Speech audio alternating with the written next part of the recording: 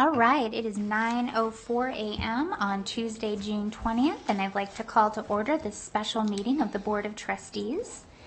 And Clerk Rodriguez, can you please do the roll call? Yes, Madam President. Trustee Church. Here. And Trustee Mayberry will be delayed. Vice President Nicolette. Good morning. I'm here. President Smith. Here. Trustee Westlake. Here. And Trustee Woodley who is delayed as well? Yes. Okay. Madam President, we do have a quorum. Wonderful. And then when both Trustees Woodley and Mayberry arrive, we will welcome them on the record when they do. Thank you so much, Clerk Rodriguez. All right. So with us today, we have an esteemed guest. He is the founder, originator, and one true source of knowledge for balanced governance. We are very grateful to have him here at the Washoe County School District and the knowledge that he invests in us to serve our children, our staff, and our community. Dr. Thomas Alsbury, would you do us the honor of the pledge? Oh, that'd be my pleasure. Thank you.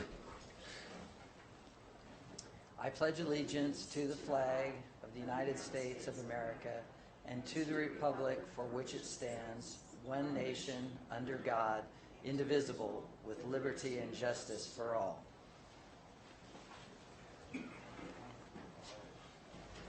Thank you very much, Dr. Alsbury. All right, that closes out section 1 for our opening items, and now we will move on to our second section. These are items for presentation, discussion, and information. And we'll first move to item 2.01, the presentation, discussion, and review of the Washoe County School District Board of Trustees Balanced Governance Self-Assessment, facilitated by Dr. Thomas Alsbury, including a review of areas of growth, opportunity, and effectiveness of the trustees.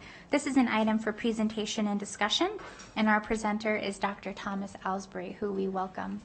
And I'm very pleased to pass this over to you. Thank you so much, Dr. Alsbury. All right. Well, thank you for having me. It's great to be back with you.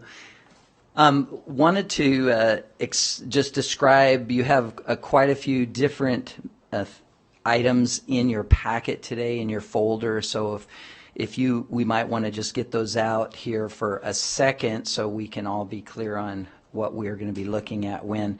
We're going to, we have 3 different topics that we'll be covering today. Let me just advance the slide. You can see them up here on the slide right now. We'll be doing a executive summary overview of the recent comprehensive board evaluation and my recommendations for the board as a result of those findings. Then looking at the superintendent evaluation process for the next year, 23-24, and making some decisions on the indicators that will be the focus for that superintendent evaluation. You might remember that we selected those performance indicators for the superintendent evaluation for this year. We did that in October of 2022, if you remember back then. And so we need to do the same thing for this coming year. So we have our focus target goals for the superintendent. And then finally, we'll just do a review of this year's superintendent evaluation process, what that's going to look like, because that's coming really quickly, and we'll be actually needing to start the steps of that evaluation process in August, even before we get out of the summer.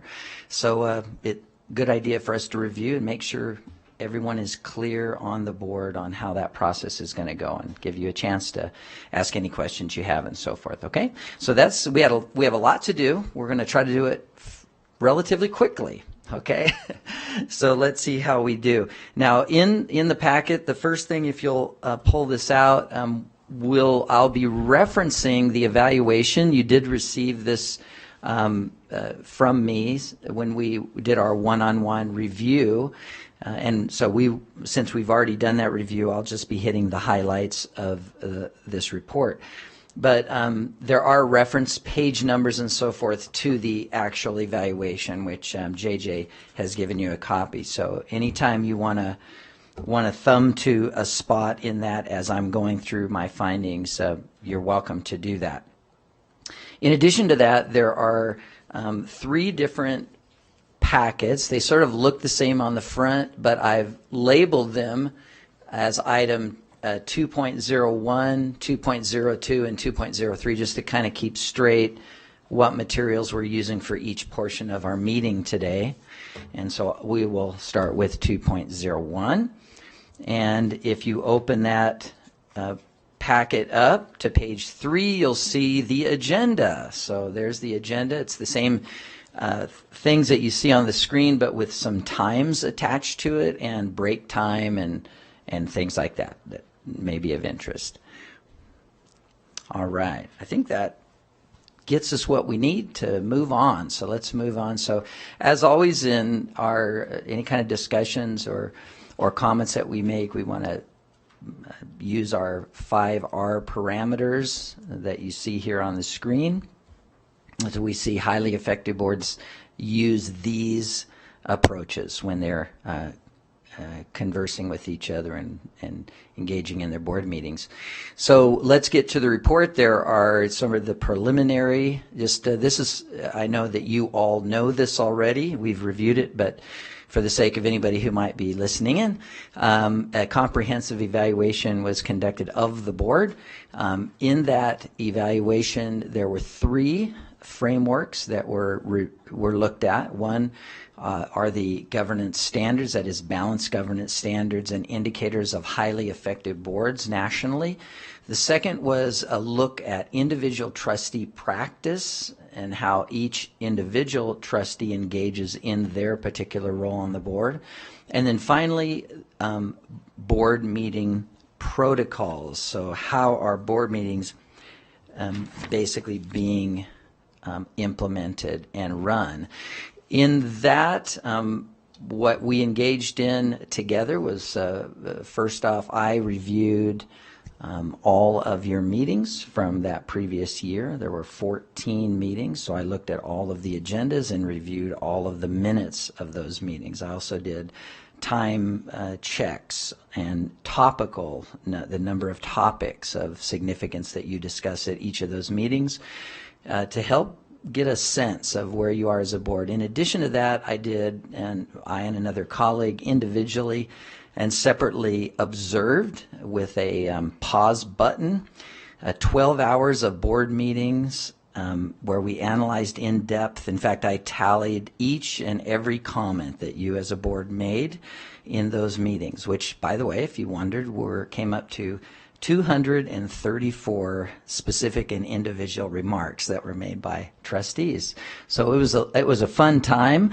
The meetings were January 24th and March 14th of 2023, as you can see on the screen. So, in addition to that, the trustees themselves engaged in participating in some in-depth surveying where they did self-assessments in 2 different areas. That is the standards and then their own individual practice. So taking all that together creates a picture of where the board is and areas that the board might be able to make some improvements in. So we'll get to that now. We're going to start with the board meeting practices and what did we find. So this goes to my observations and my colleagues' observations. By the way, with that, we come together. We do these observations and we do these analysis separately from each other, and then we come together and compare notes to see if we came to the same conclusions. And we did. If we don't, then we work that out and make decisions. But in this case, we had similar findings in our evaluation. The strengths. So we're just doing an executive summary. Remember, we're not going to go into a lot of the detail, again, because you and I have done that already individually, and you've received the report. So hopefully you've had a chance to look at that if you wanted to. The strengths are listed up here. That is that what we're doing, just again to be clear for anybody who's listening, is that we've conducted the only national and I'll say this just for interest's sake, the only international school board studies that have ever been conducted. We've conducted 2 national studies in the United States, and then in that second national study, we also simultaneously worked with 8 different countries, many of which were in the top 5 highest performing countries on the international tests. Taiwan, for example, and Finland were 2 of the partners that engaged with us. And there was a book that came out of that on the findings, and it was all kind of interesting. But what we're doing is we're taking that data, the actual data that we correlated with board behaviors, board standards, how they run their meetings, against the performance of the district, the turnover rates of administrators, teachers, superintendents in the district. So a number of metrics that point us to high performance or to effective practice.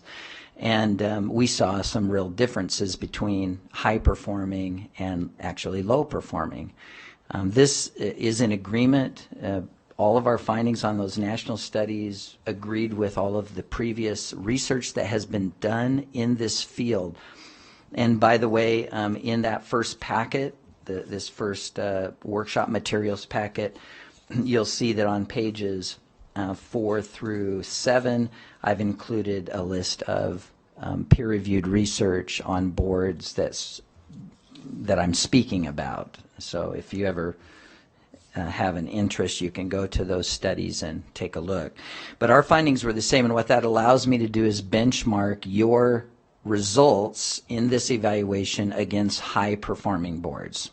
Okay, that's the key. So when I say you have strengths, what that means is you are engaging in these particular items that are on the screen the same as high-performing boards do, and you're not doing what low-performing boards do. In this case, average meeting time, and I'll just mention that I'm not going to go into all the details, but I'll just mention that, for example, low-performing boards are either have very, very long board meetings, or they have very, very short board meetings.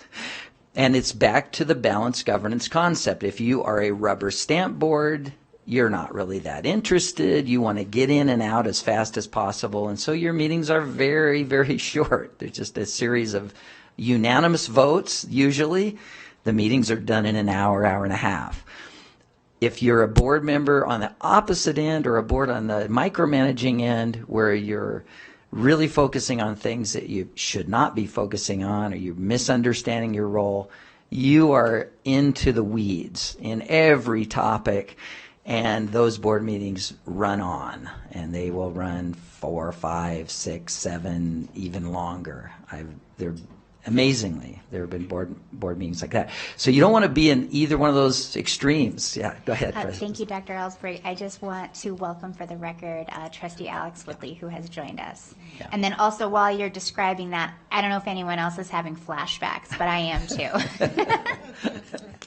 So, yeah, and welcome, Trustee Woodley. I should have paused when you came in the door. Nice to see you. Yeah, so in terms of your average meetings, you're in a sweet spot. Your meetings are about the right length. The number of topics you're trying to tackle in the meetings are right about where you want them to be. And the balance of what you're doing in your meetings in terms of how you balance presentations or recognitions versus the business that you're doing is very, very well balanced, right up there with highly effective boards. So those are some of the strengths. Some of the areas they are developing in terms of how your meetings are going. The first one is listed here. So in analyzing all 14 meetings from 2022-23 that I looked at up through mid-March of 2023, what you want is you want about 70% of your focus, that is the time that you spend discussing and having presentations from the staff focused on monitoring the progress on your strategic goals, and particularly those goals that are most directly affecting student learning. And in this case, this is an area of growth, because you can see that your topics that were directly related to student learning were about 35, just shy of 35%. So more of the topics that you discuss on the meetings that we evaluated were not direct. They were supportive topics.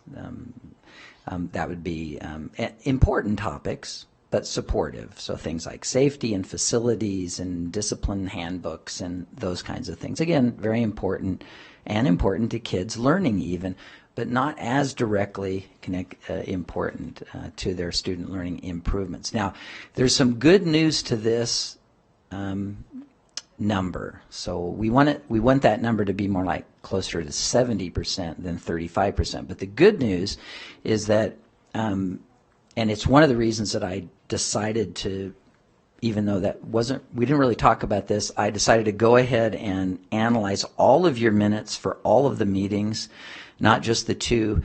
And you can see that I've put on the screen what we found, and that is that the 2022 meetings, about 7% of the topics were direct student learning, direct to strategic goals.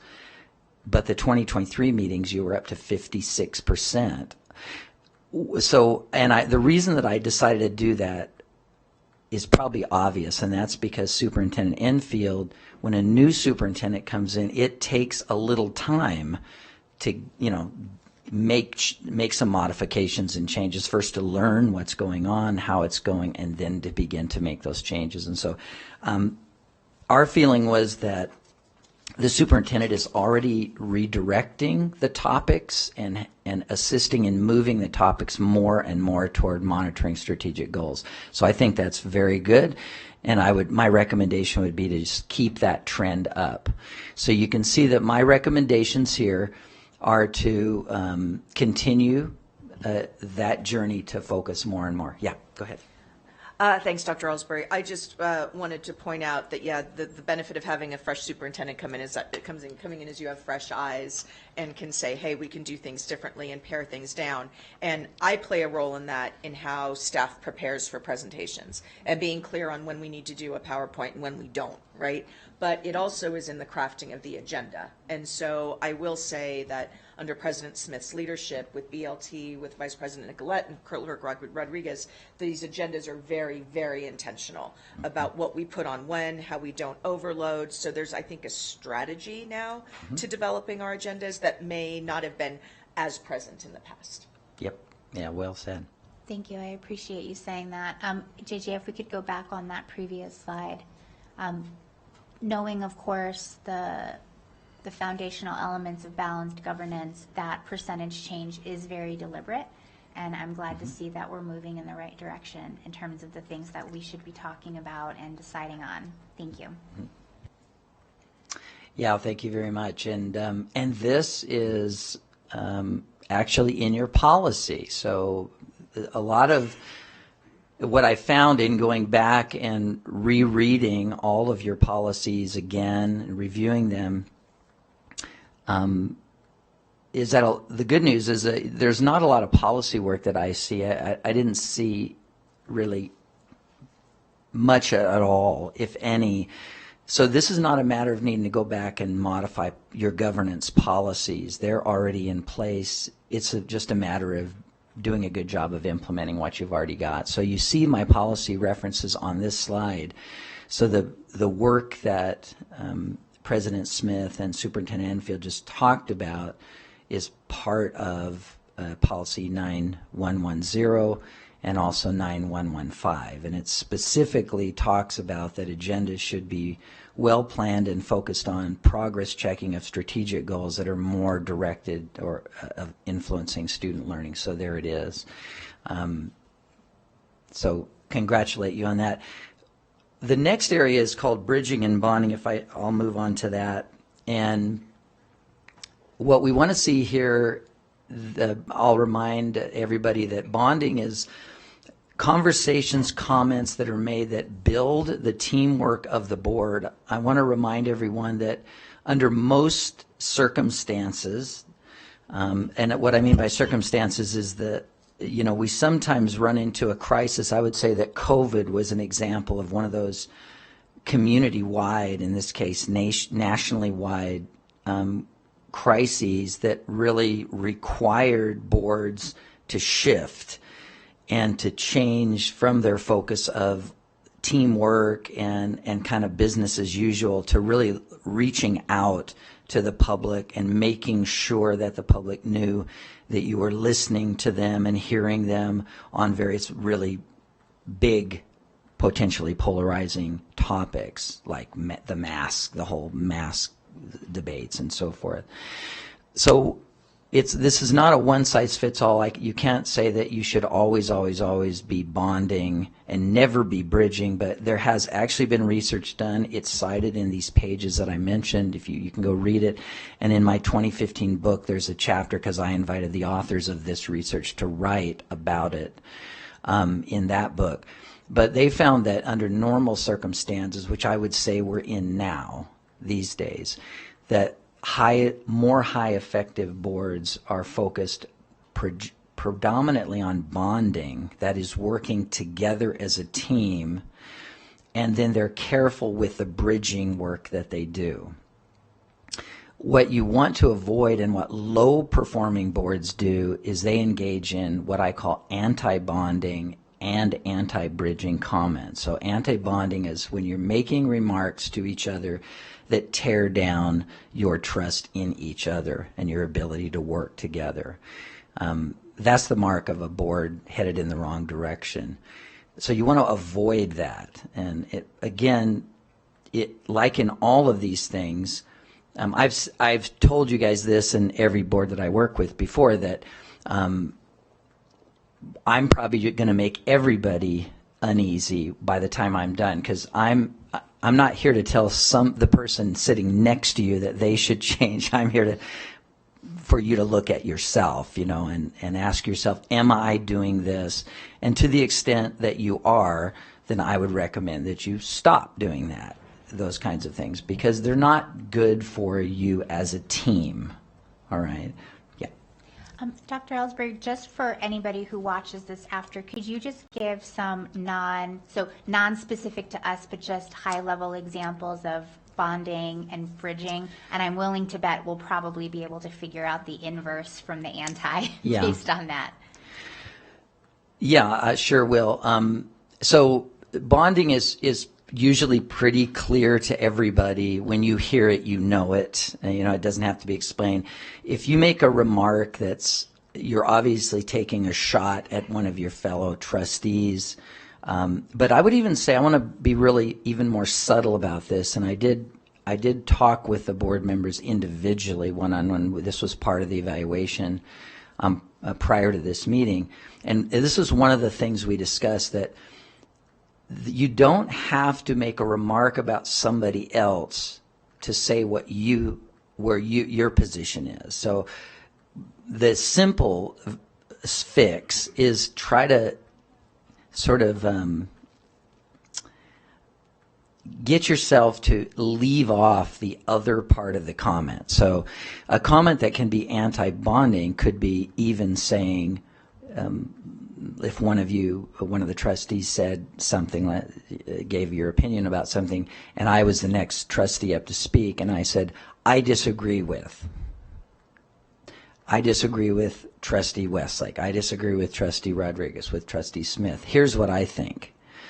Even that little additional kind of starter comment can be viewed very negatively, and it's really unnecessary. You don't need to do that. Highly effective boards don't do that. Even when everybody knows that, if they've watched the board meetings, that these board members, these trustees, do not agree with each other at all. They can be very, very opposed to each other on a topic. Simply state what they think. So it's, thank you very much, Trustee Rodriguez.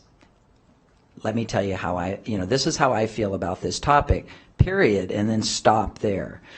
So any kinds of additional remarks that are polarizing, and certainly negative remarks, are very, very clear to everybody that those are out of line. But even those subtle ones, I would recommend that you be careful about that. And you can do that conversely by piling on. We don't see effective boards do that. So, for example, if Trustee Nicolette said something, I said, I totally agree with Trustee Nicolette. Here's what I think. Now, I know that seems really innocent, but that can, even if it's taken too far, you can even pile on, which is then negating what maybe a minority viewpoint thinks. And we want to be very careful about that, particularly with certain topics. So again, I know I'm being very picky about this, but I'm just telling you that what we see in highly effective boards is they just don't go there on either side. Okay. Anti-bridging. This one's a little bit trickier, and here's the caution that I would give, is that we have to remember as a board that we are representing a very wide expanse of ideas, viewpoints, ideologies that are very strongly held by folks. When we get to issues that values issues, people get very emotional and intense about those things, and you're not likely to change their minds, all right? And so for boards that are highly effective, what we notice is that they're very careful, even when they're trying to do bridging, is when I'm trying to have the public, bring the public voice in. Like, so a group from the outside or an idea from the outside community. Really effective trustees are really good at bringing ideas in, but not characterizing them in a way that is polarizing. So for example, let me give you some of the things to avoid, okay? So rule number 1, don't attach what you're going to say in a meeting to a person, an organization, or a group from the community. That's rule number 1. You speak as a trustee. You don't speak as a mouthpiece for your neighbor who told you something, or one parent that told you something, or one organization. Now that might again seem innocent, but the problem is that in your policy and one of your commitments is that if individuals or small groups come to you with a concern, you are to redirect them through the chain of command, through the system, to get answers to their questions, and hopefully, we all hope, get their issues resolved. So you don't speak for the group. You don't want to speak for the group. Because whenever you speak for a group, you inevitably polarize, because and especially in this climate that we find ourselves in these days, we're getting down to like a 50-50 split. Everybody, we seem to have half the folks agree with one viewpoint and half agree with the other.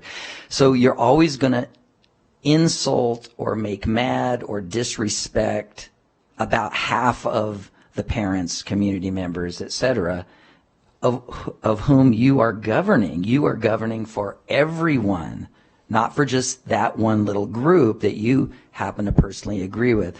So how do you deal with that? I mean, that's a challenging thing. And what we see is that effective board members deal with that by simply not equating it to another entity. That doesn't mean they don't share their viewpoint. Now, if you have a particular viewpoint, trustees will share that, and they'll even share it in a strong way. I believe that this is important. You might be able to, I think it's safe to say, we are hearing in the community, or I am hearing in the community, that this is a concern. Let me share that with you. But don't say, my neighbor said, this particular group, giving the name of the group. Because what you're doing is you're telling that group, you know what, you don't have to work through the school system anymore. You can just call me or email me or text me, and I'll bring your question right to the school board meeting. So why should I go talk with the teacher, the principal, why should I go get my problem solved with that if I got the big cheese on the phone and then I turn my TV on or whatever, and I'm going to watch you bring it up at a board meeting? There's no reason for me to go through the process that I should go through. So this is why board members understand that they need to be careful about that.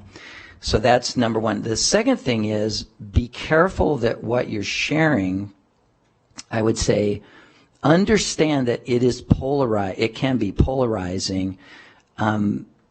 there may be a part of the community that says, yay, I'm really glad you just said that. At the exact same time, there's another half of the community saying, how dare you say that? So you think that you just bridged. There's a lot of comments in board meetings where even in some of your comments where I know that you thought the community was out there going, yay, I just bridged. I just made the community feel better about our district.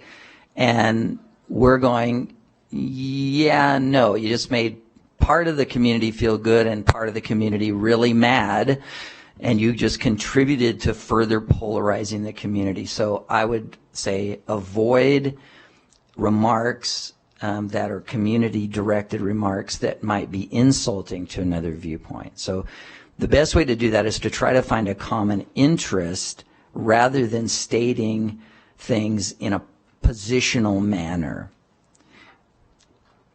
So let me pause there. I've given you a lot to think about. Any remarks or feelings about that? That's what learning That's is why we do for. evaluations. Remember, we were just talking about Maya Angelou's quote, which I may not be getting this exactly right, but it's when you know better, you do better. And so that is the process. And we are the trustees of an actual school district, which is where learning happens. And so we demonstrate that learning. We demonstrate the humanity of error and rising to be better.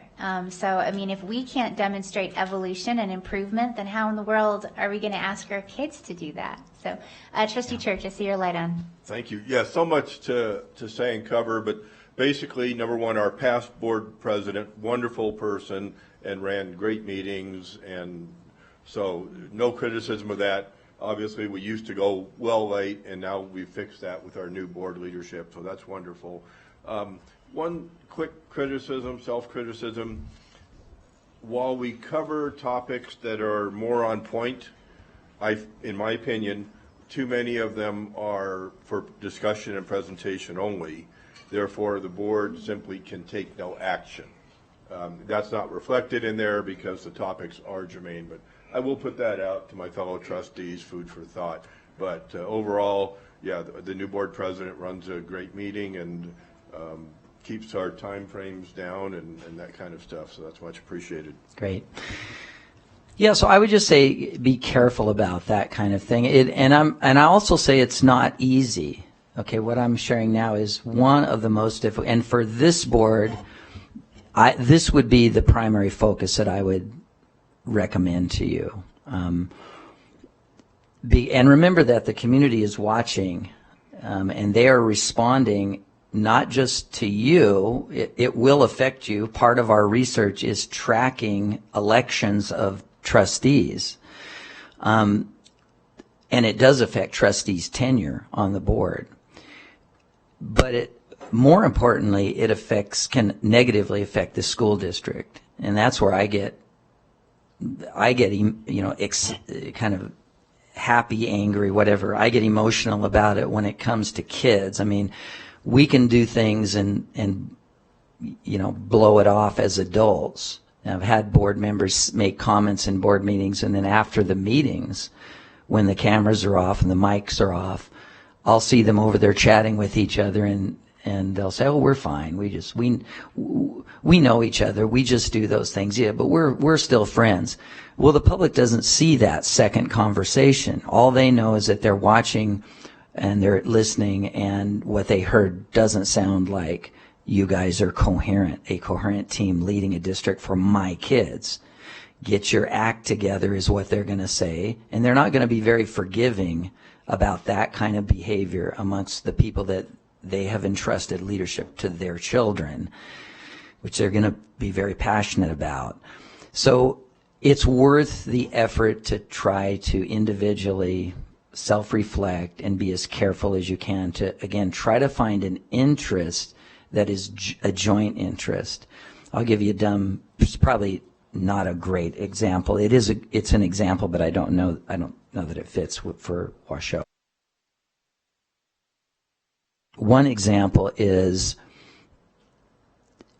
there's an interest that we have, I believe, that's shared by probably everyone, that students who have greater need may need additional resources, okay?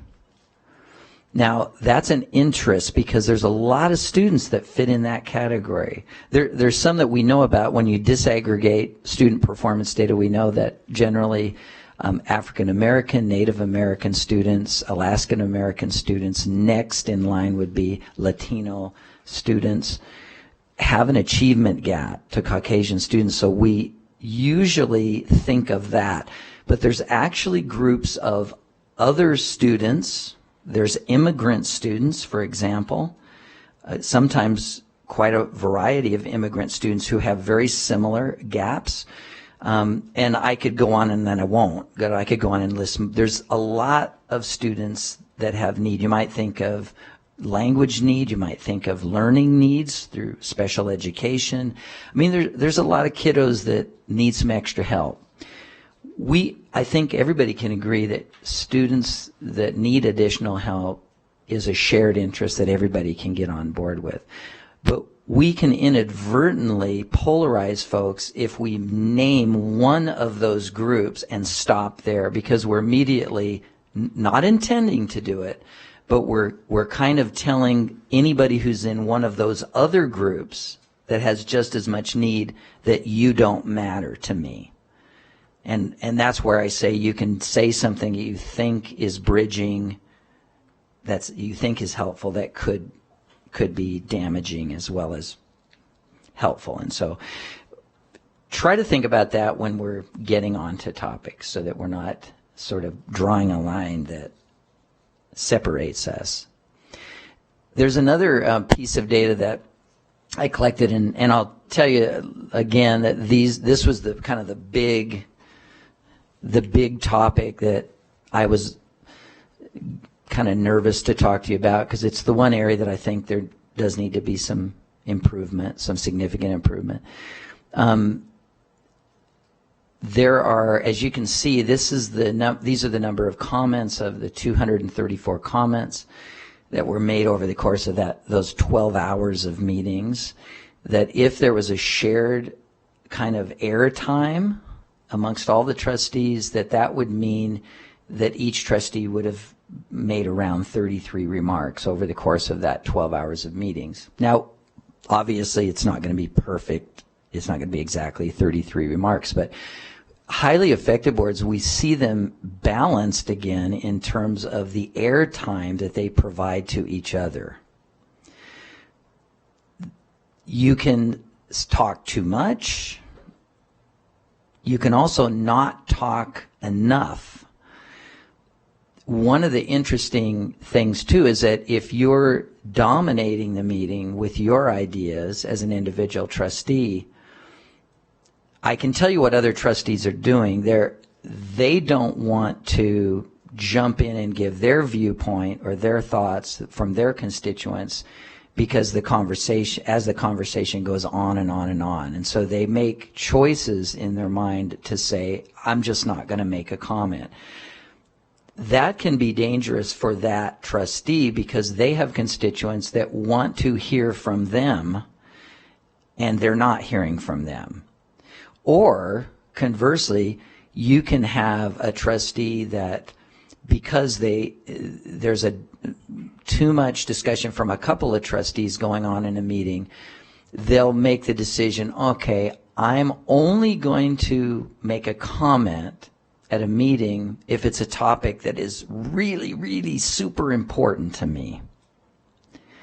But that's a problem for that trustee, because if I'm the public watching, what I notice is that trustee only comments on this one thing. And so you can then start to appear to be a one special interest type of a trustee, that you don't care about anything except for this program or this group of students. And we find that is not a positive. That doesn't lead to better support from the community for the district or the board. And so we want the trustees to represent all the students, all the programs, all the interests, and so we want to balance those comments as much as we possibly can. The other thing is that if we're dominating or we're engaging in anti kind of bonding, negative remarks, that type of thing in our comments, we're forcing, in this case, very directly, the president of the board has to engage you. And when, let me turn to my recommendations a bit, because in your own policies, there's a couple things, and I'm just going to read them because I think it's beneficial as a reminder, but policy 9115 says that we should, first of all, share viewpoints in a clear and concise manner. So that's one. Second thing, it specifically says that balanced participation should occur with everyone, every trustee, participating and no one dominating. And that's in your policy. That's a commitment that you've said you were going to try to make. So once again, I think it's important to have that balance. And if you don't have that balance, the president is going to be forced to engage you, to remind you of what the policies for the meeting are and what they're supposed to be. And what does that mean? That means that then the president is making more comments than they need to make or probably want to make. But they can't just sit there and say nothing. They have to engage a trustee if they're dominating. Now, there's a couple of other recommendations that I'm going to make, but I'm going to wait until a later slide, and because I think they're more relevant to that data, that new data from the surveys. Okay, so I'm going to pause there for that feedback. Now, remember, this is just based on our observations of your meeting compared to highly effective boards. Okay. All right. So this takes us to our second area of review, and this is from your own self-evaluations of how you think you're doing as a board. The two areas of strength are listed here.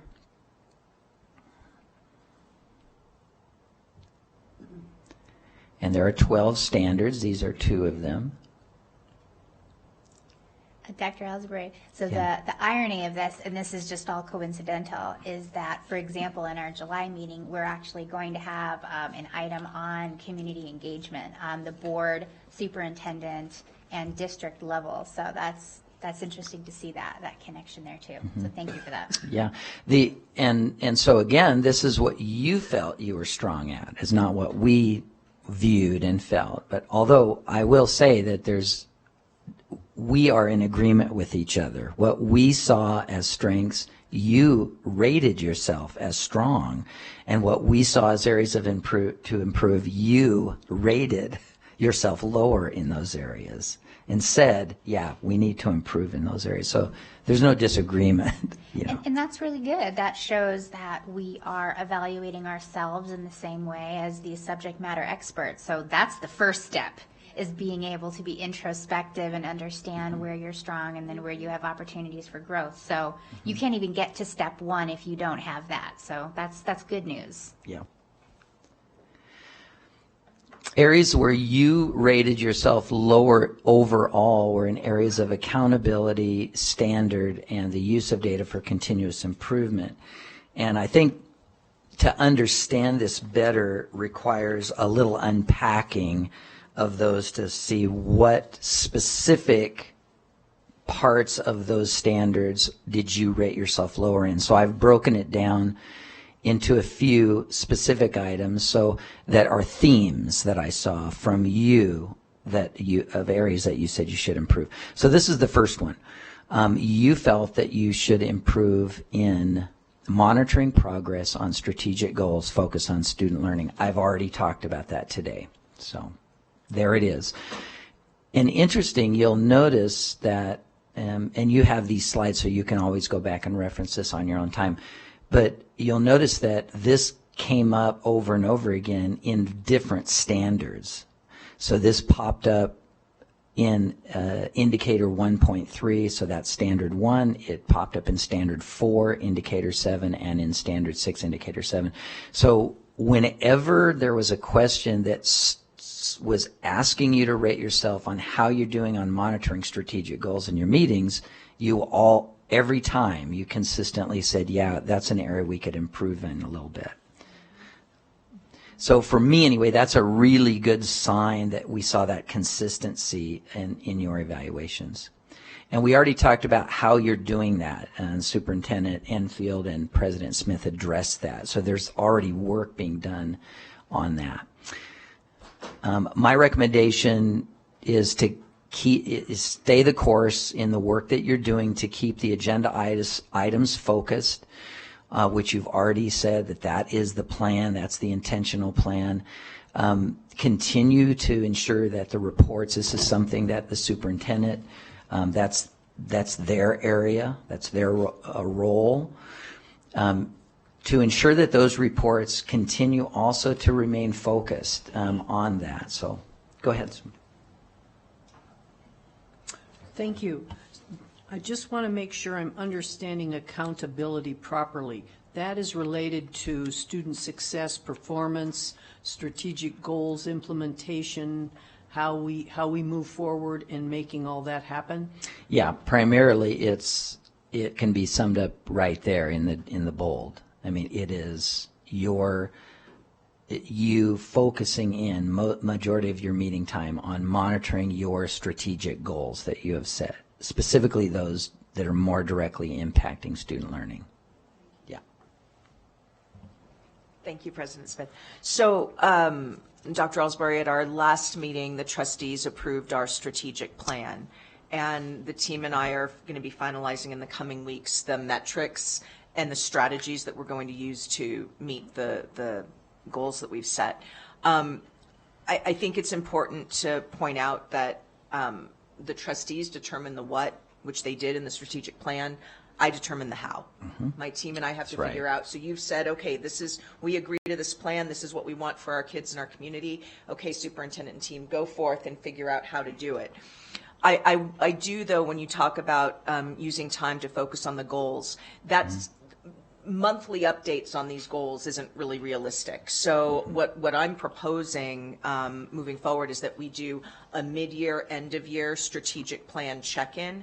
That said, when we have our school presentations, we will actually structure those presentations so that they're aligned to the strategic plan goals, so that you'll be able to actually see the strategic plan in action in the work that our schools are doing. So I just wanted to, that's the plan at this point. Obviously, can be reviewed and amended in either way, but that's our thinking to date. And that we will continue focusing also some of our time on actual achievement metrics too, as related to the plan. So. Yeah, that's fantastic. That's exactly what I would recommend. And you're right, it can't be done. You can't do it every board meeting. So in your own policy in 9110 4A, it indicates that there'll be an annual schedule of topics on the board agenda that will allow this. But that means you bring the information when you have the information, which is a great plan that Superintendent Enfield and she's already working on this. So this is really good news, all right? Sometimes this is not the case. Sometimes I'm working on the side. I'm kind of needing to work on the side with superintendents who then, after an evaluation like today, they'll actually say, can you come and meet with me because I don't know what you're talking about. I don't know how to do this. Because sometimes we're seeing reports that are really into operations and management detail and not focused on the broad picture that the board is supposed to be mostly focused on. But you already have that in hand. Yeah, and I think I just want to share with the trustees too is that we are going to continue for the coming year to work with Mutu on execution of the plan, because that first year of implementation is critical. We have to get it right for the subsequent years. So we're going to be very disciplined and intentional in how we begin implementing and monitoring the plan. I just wanted the trustees to Thank you. I'm getting into the weeds here a little bit, and for the right reasons, we tend to concentrate on some consent agenda items. Sometimes we don't bring any forward, we just approve them as a set, and sometimes we go through several. Can you share what you found out about practice with that? Yeah, and I'm gonna, if I can, I'm gonna flip a few slides because we're almost to the point I was gonna discuss, and it's to your question, Trustee Nicolette. So you sort of set me up beautifully, so thank you. You rated yourself as needing to work on trustee dialogue and collaboration, that you had concerns about how you were dialoguing and collaborating with each other. I've already shared with you what we saw. And here are my recommendations again. These are the same as from our observations. They're no different. But some of the things that, in addition to what I've already shared with you, is so speak for yourself, don't speak for individuals or groups. That can be polarizing.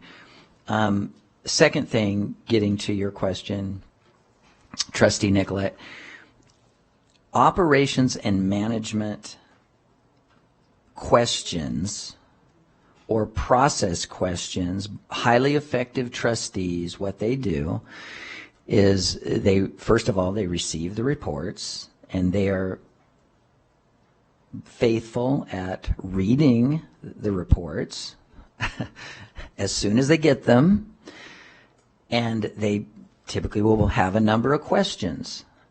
They then will bring those questions individually outside of the board meeting, usually before the board meeting is when you need to do it, and you'll go to the superintendent, is who you should go to.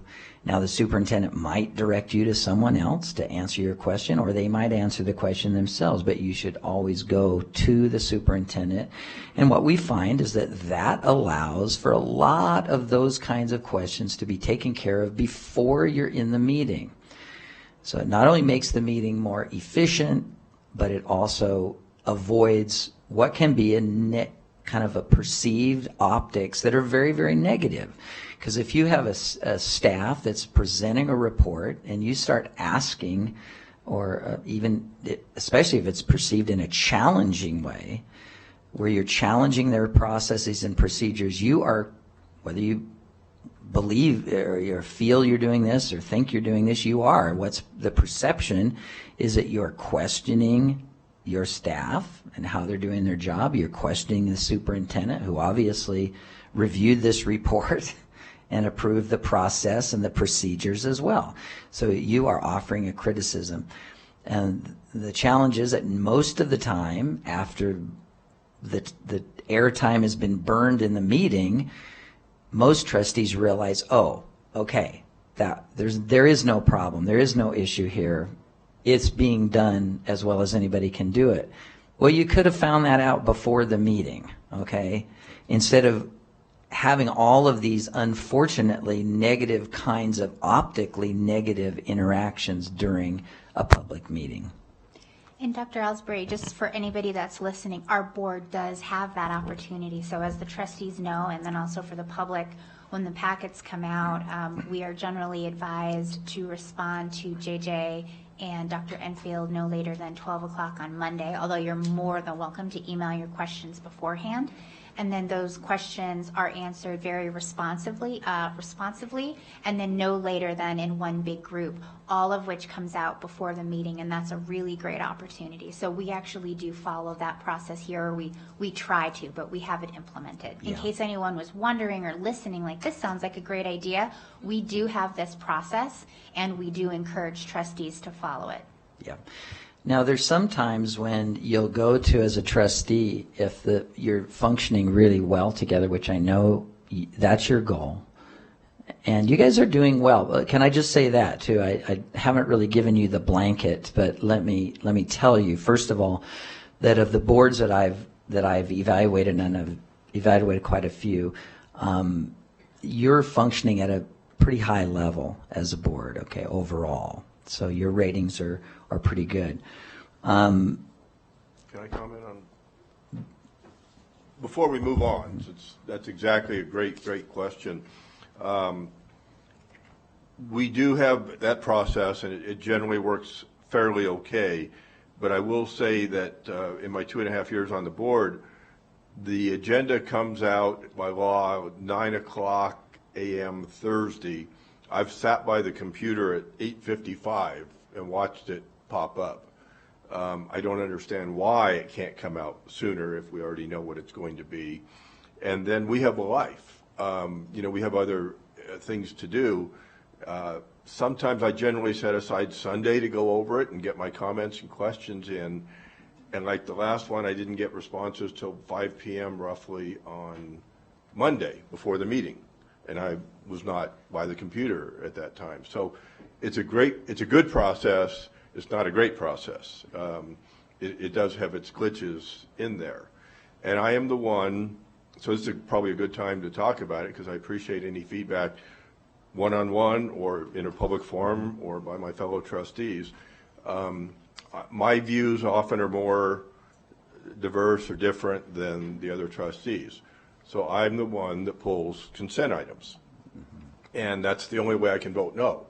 And sometimes the answers I get before answer my question, I don't pull them. Other times they not directly answer the question or not at all, and I have to pull it. Sometimes I vote yes with the group. Many times I vote no, and I respect that process. That's the democratic. When I lose, it's like that's the democratic process. And I know I'm kind of pontificating, but if there's any way to avoid that, I'm open to ideas. And then that puts me. So this gets back to your last question about use of time. I'm clearly the guy that talks a lot.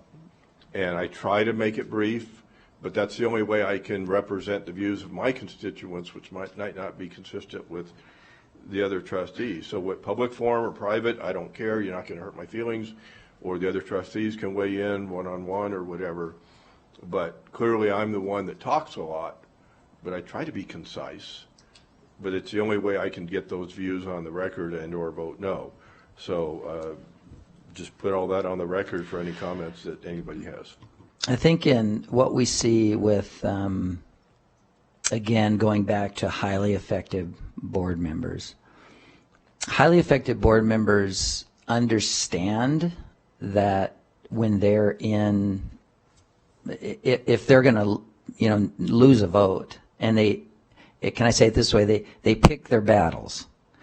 Sometimes strategically, it is important to a trustee to ask a question, even if they've gone before the meeting and they've asked the question, they've gotten their answer. If this is a values issue, if it's to a large group of constituents, and I would emphasize that, you don't want to be making these kinds of decisions based on a small group, because you don't represent a small group. You represent a whole bunch of people.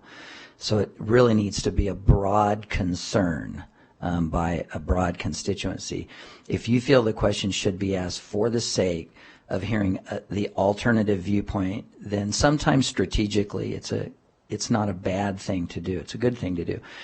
But I would also say that you need to pick your battles very carefully. When you know that this is a small opinion, you're going to lose the vote anyway. I think you should weigh that against any potential damage that it's going to do to support in the district, or the impression that of breaking down relationship between the other trustees, unless this is a really important thing that needs to be said.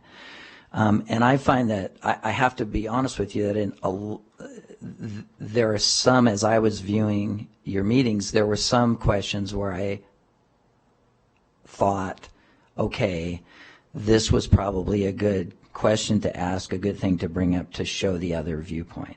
But I also have to tell you that a lot of the questions, the vast majority, that was not our impression. In fact, as a person who's been a career teacher, principal, superintendent, as soon as the questions started coming out of the mouth, I was going, that's state law. This is a pointless question. This is law. This organization has to do this. The superintendent by law has to do this. That question should have been asked before the meeting. It's a clear-cut answer. Now, you may not like the answer, but it's pointless to bring it up. And oftentimes it was delving into operations and management and the minutia of procedure, which doesn't, that is not what should be happening in a board meeting. That's something that should be a conversation on the side. So if you got some constituents that any trustee is representing that's saying, I don't like the way they run the whatever program, that should be a redirection so that they can sit down with school officials through the superintendent and hopefully come to a resolution. Hopefully even improve the district. I mean, any good administrator worth their salt is not going to oppose that kind of a conversation. They want to know if their programs aren't going well for constituents. So they want to hear those concerns, and if they can, I know they want to resolve those concerns. But that should be happening on the side. It shouldn't really require the pulling of lots of the consent agenda items. That should be a more rare case, and only when it's a real ideological issue. I can tell you that boards that are really functioning at high levels, they actually will plan that together. I know of presidents and superintendents, and maybe a trustee will come and say, man, a lot of my constituents are saying this, and even though they may know that there's a sense that the vote's going to go one way or the other way, they will actually encourage, they'll say, you know, go ahead, you should go ahead and ask that question, because I know that we're about 50-50 split in our community, or 60-40 or something. There's a lot of people that have concerns about that. So you should go ahead and ask that question, even though we kind of know what the answer is going to be. They actually strategically plan to do that. So there again, then what happens is the other voices are heard, but you're not breaking faith with each other as far as your teamwork. And that's the sweet spot that you want to get to. Okay? Right. I'm going to stop there. The other thing I do want to mention one other thing, and I would say try to be really self-reflective and honest about this tactic that is called covert advocacy. And I didn't come up with it. This is a term, it's a process that's used in courts of law when discussion is going on, and it's to be avoided. It's kind of an underhanded, unethical approach to question asking. And what covert advocacy is basically defined as a question that is asked that is pretending to be an innocent inquiry, but it's actually intended to make a criticism of the system. So it's, you know, there's an old-fashioned one, which I'm not going to say because I think it's politically incorrect now, but it's, yeah, when did you get out of jail again? You know, that's that kind of a thing. I'm just asking an innocent question. When did you stop breaking the law? I'm just asking. No, I'm not. What I'm doing is I'm taking a pot shot at the district. I'm taking a pot shot at a program, at the staff, because, you know, quite frankly, I know the vote's not going to go my way, but I'm going to make this statement. And it's not a statement that helps the district. It doesn't even help the district resolve that problem. In fact, it does the opposite, because when you engage in covert advocacy, where you're basically taking these shots at people in the guise of an innocent, quote unquote, question, you're separating yourself from the rest of the board, and there's a much lower chance that the voices of your constituents are going to be heard. So if you're acting in good faith to your constituency group, even a constituency group that has let's say a minority view of something, you're better off to have a positive relationship with your fellow trustees so that you can honestly bring that concern to the board rather than bringing it in this covert manner. So that's a goal to work toward too as a board, to be okay with bringing things up in a way that's not really designed to attack or be critical of other people.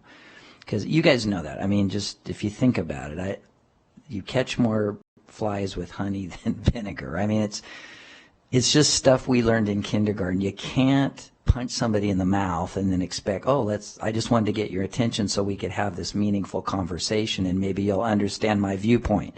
Nobody's going to talk to you after you punch them in the mouth, okay? They're just going to say no, no, no, no, no, no, no, like with their hands over their ears.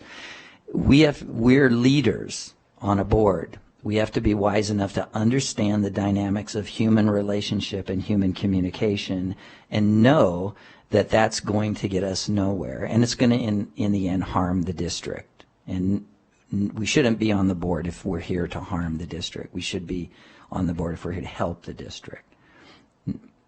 Right? Even if it's in terrible shape. Even if we assume that everything's bad and there's a lot of fixing that needs to be done, you don't fix it that way. Yeah. Okay. All right. Okay. President, I'm sorry, Mr. Okay, go ahead. Ellsbury. I just wanted to follow up. I had a question. I was just waiting for a pause. Is it going back to the issue of the public consent agenda? I'm sorry, the Yeah. consent agenda.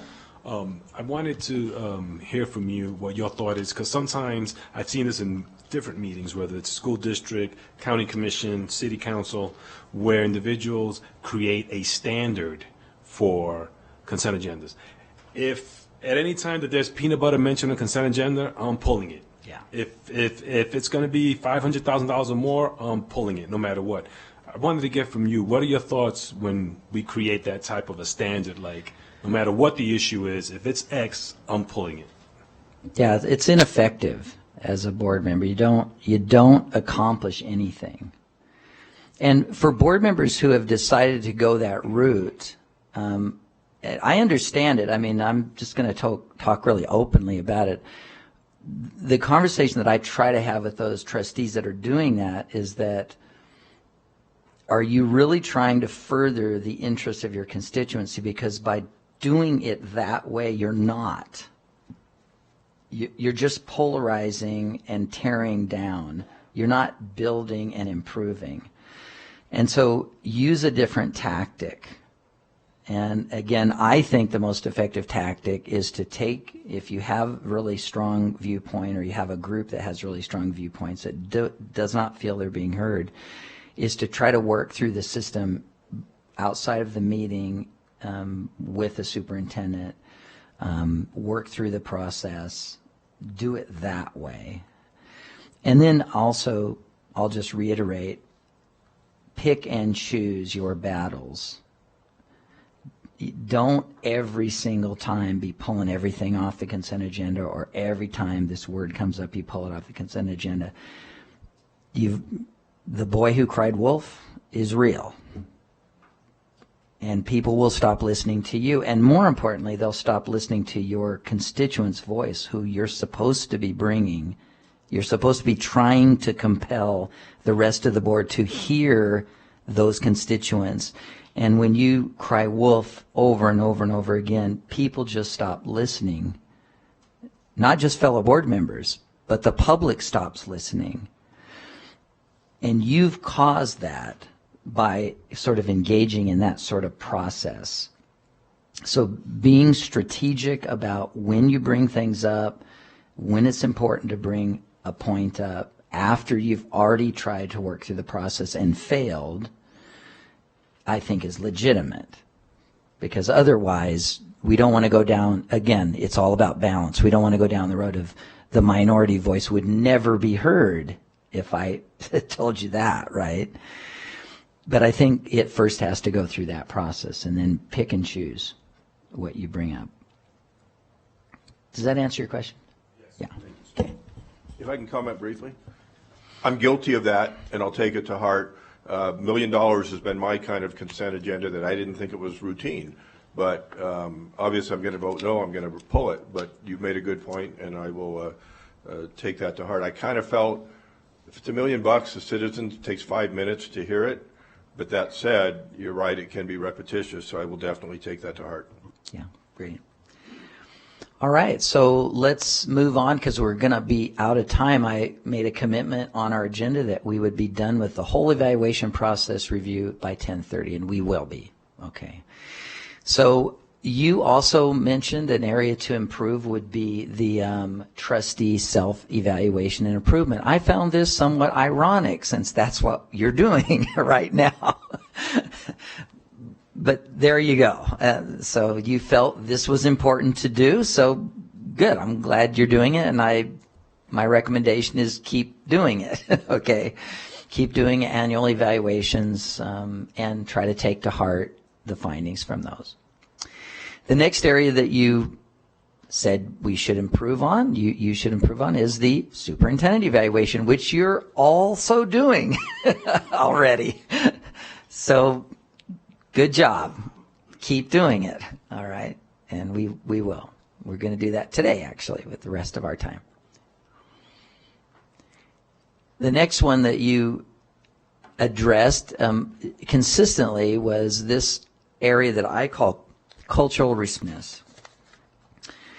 So my recommendations is to continue, first of all, since you kind of consistently rated yourself as with lower marks on this, I would put this up as a conversation that you want to continue to have as a board.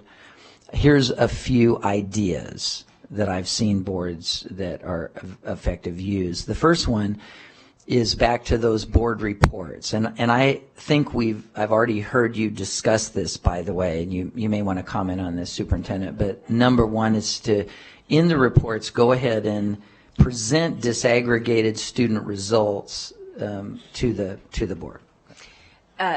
Thank you, Thank you, Dr. Ellsbury. I just want to say that the team and I are talking, and I think that the leadership team, we need to do a better job too around disaggregated data. And so just know that that's a goal for us as it is for you, and we're going to do a much better job of breaking down the data. I also want to say that I have shared with Joe Ernst and his team, and they're working on it, that our school performance plans, which are essentially our individual schools improvement plans, which will be aligned to the district strategic plan, that there needs to be a cover sheet on those plans that sort of lays out their disaggregated data, because I think that needs to be front and center. And the other thing, because I think Dr. Ellsbury brought up a good point, when we talk about specific groups of students, if a family doesn't see their child in that group, they might feel excluded. Mm-hmm. Right. I want to bring us back to why we have our WCSD promise, to know every student by name, strength, and need. That's every student. And to that end, I believe that we have an obligation to make sure that every family member sees their child in the work of the district. So I have asked Joe Ernst and his team to do away with the N issue. And what I mean by that is when there is a particular student group where the N is below 10, typically NDE and others don't make us report on that, so we don't include it. How would you feel if that were your kid? My kid doesn't show up in the data because there aren't enough who look like him? Not okay. Not okay. So my goal will continue to be no invisible children in the Washoe County School District, and that will bear out. So I'm just saying that we will be able to help the trustees with this because we are focusing on this intently as a leadership team. That's great. Thank you. That's fantastic. And this is when I mentioned this recommendation of kind of guidelines from the superintendent on those reports. That's a perfect example of them. Because when you don't have that, you know, one report will come and it'll have that data, and then the next report won't have the data because there's no kind of guideline to what should and shouldn't be in those reports. So that's great work by your superintendent. Some districts have gone to, again, this would just be a point of conversation, I would say, for the board, potentially. They have talked about a process to evaluate their policies and programs in the arena of cultural equity. So there's some districts have gone to sort of a checklist that they will go through for each of their programs and things, and that's reported. It's included in the reports that go to the board, so you can see that that's been done. I will just add for the trustees that in putting together our strategic plan, we did reference the board's equity policy, and I believe that it hasn't been revisited or revised in a few years. And I think that those policies in particular are worthy of ongoing attention. So we would be maybe suggesting that the board want to look at that in view of these recommendations and the new strategic plan and promise. Yeah, that's perfect. And I'll just add that based on this feedback, the board and the public will start to see changes because, again, once we know better, we do better. So, we'll be building on this as a group going forward as well. Great. And the other very specific area that we saw in this cultural responsiveness rating that you all did was a continued interest really by the whole board to continue to monitor student climate and safety data and to be responsive to that. And so, again, you're in agreement, all of you, that that's a really important thing to continue to be doing. Yeah, so. Okay. Individual trustee practice. So there was another survey that you took, and it's where you rated yourself. How do I think I'm doing on 10 highly effective board practices? And you also rated each other on those as well. Your strengths, where you gave yourself as a broad group, really high marks were in these 3 areas, which basically has to do with that you do feel as a group overwhelmingly that you should work as a collective team, not be engaging in a way that's really the exercise of individual power. So you feel pretty strongly about that's not an effective approach, that using individual authority and power. Where you felt that there was some improvement that was needed was in role orientation and advocacy focus. Now, to remind you what those are, role orientation is the continuum between trustee and delegate. So trustee is the being interested in general interest, in broad interest, engaging in open dialogue, and the team building aspect. The delegate role is when you're engaging in advocacy work for the public, community outside of the boardroom. And so we want a balance in that kind of an approach. And so you felt that you needed a little bit of work in that arena in terms of that balance between being general interest and being an advocate for certain particular programs. So the advocacy focus is the one I talked about earlier, so I won't say a lot about it, but it's the interest, trying to focus on interest rather than positionalizing things. So you all, and this is the part that, again, I thought was really good, and that's what I shared with you before was from what we saw, and you gave yourself the same rating. The area that needed help, you rated yourself a little lower. And my recommendations are no different than the previous ones that I gave from our observations, and that is that the best way to continue to have interest rather than positionalizing is all of the recommendations I've already given today, so I won't belabor that unless you have additional questions on that. There was one anomaly, and that came in practice number 5, solution-oriented. So generally, we find that high-performing boards focus on local contextual solutions to issues, to student problems, local contextual design programs as well, rather than the sort of latest craze that is sweeping the country rather than jumping on that. I saw an anomaly, and I'm just going to, just for sake of time, in my individual one-on-one conversations with all of you, I feel that there was I'll take the blame, it's my survey tool, did not explain this particular item well enough, because once we talked about it some more, you all said, oh, well, I would change my rating. That's not what I thought that meant. So I think when we talk about standardized, that's generally considered a good thing. You know, we want our curriculum to be consistent across grades, across schools, et cetera. And we have come to view that as a standardized approach. Standardized tests aren't necessarily a bad thing either, so that's generally thought of as good. So I think the term standardized threw a lot of board members in terms of what they thought I was talking about. So once we explain, this is where we support as a board programs and processes that address our local issues and needs. That's what we do. If that happens to be a nationally popular program, great. All the better, because it's been proven. There's nothing bad about that.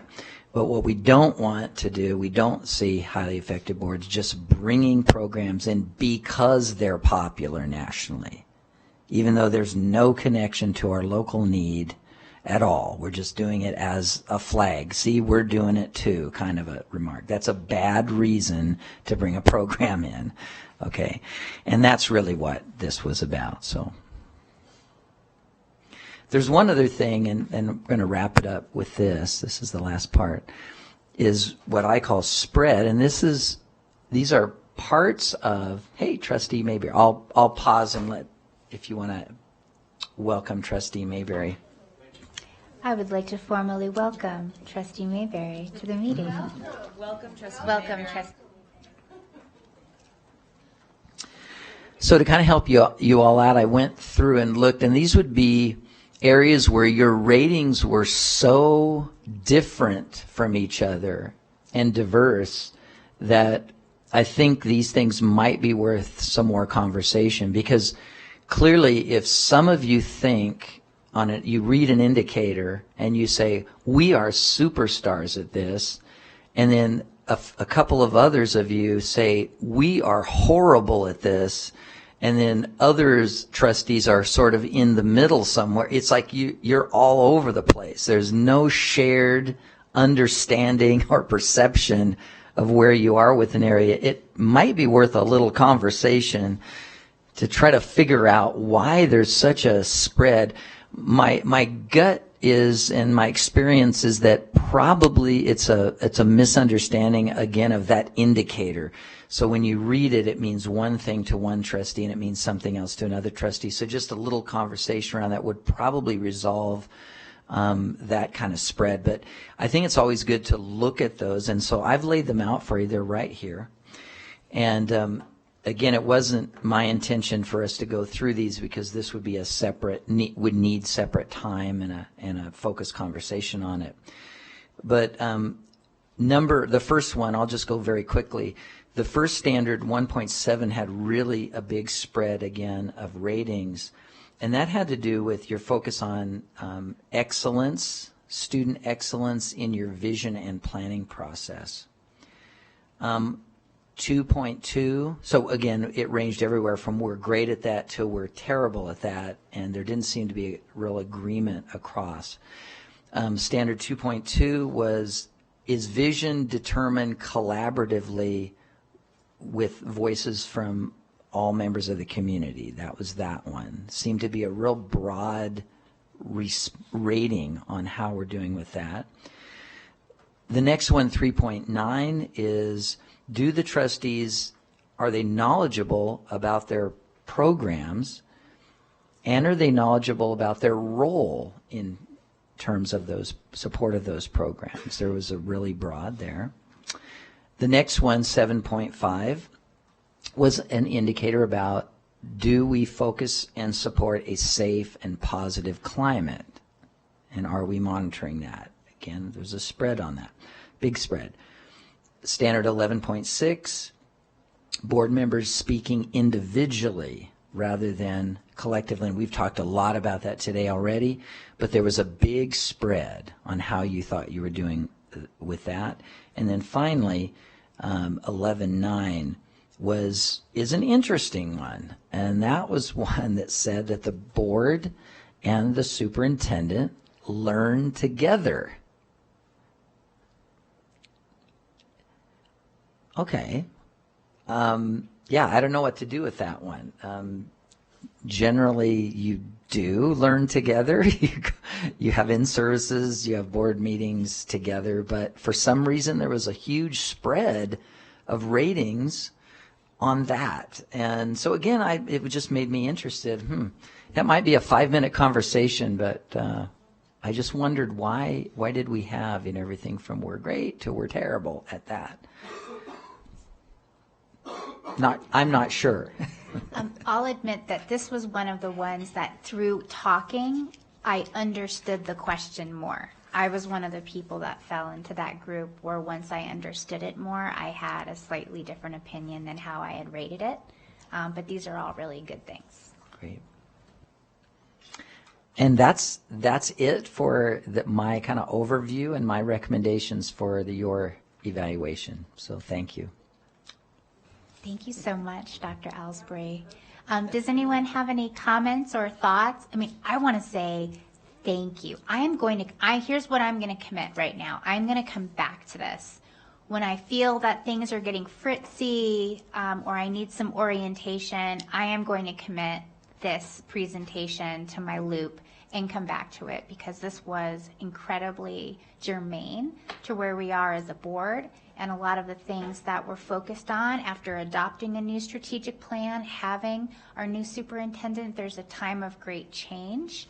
And so I found this to be very insightful, and it will absolutely help make me a better trustee, the best president that I can be, and then of course in service to all of our kids and staff. Any other thoughts from anyone else on the board? Trustee Westlake.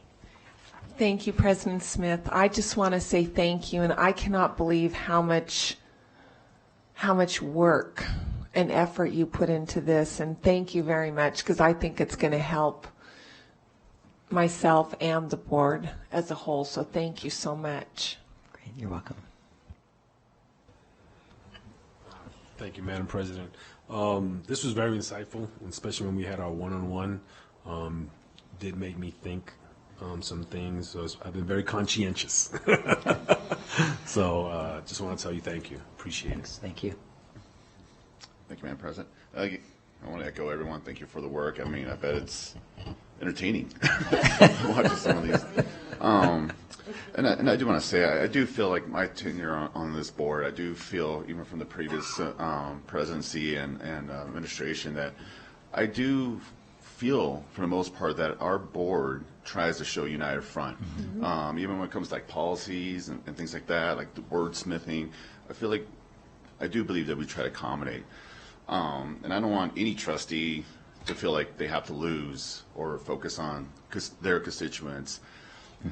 So I guess just for the public, can you kind of maybe give a little more example on how we as a board can be inclusive and open to everyone on this board? Yeah, I think it kind of goes back to, for me, it goes back to really trying to, in your own mind, solidifying this, that's okay. That happens.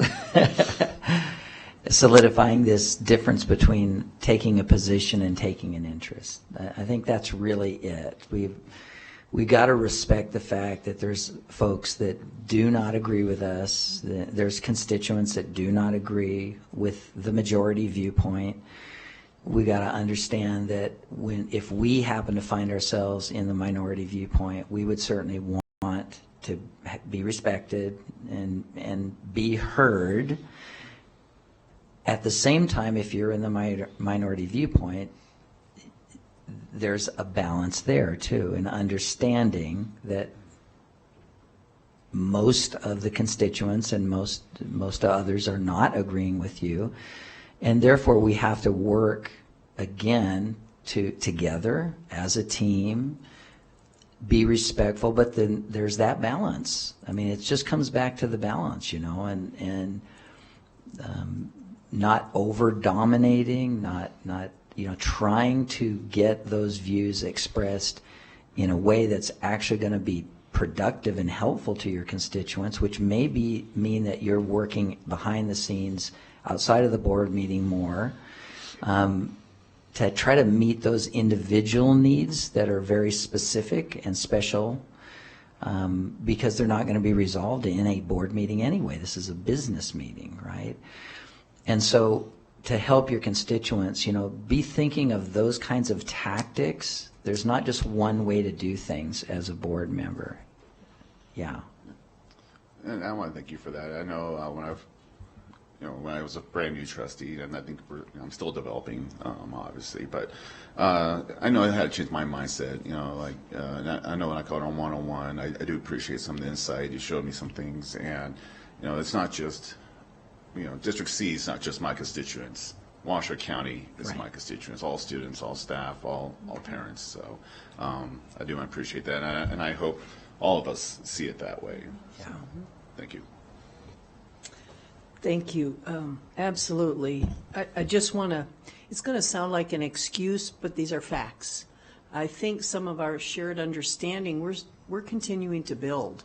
I don't want, even for myself, to lose sight that we are kind of changing back after going through this thing that we all went through together as a nation, as a world.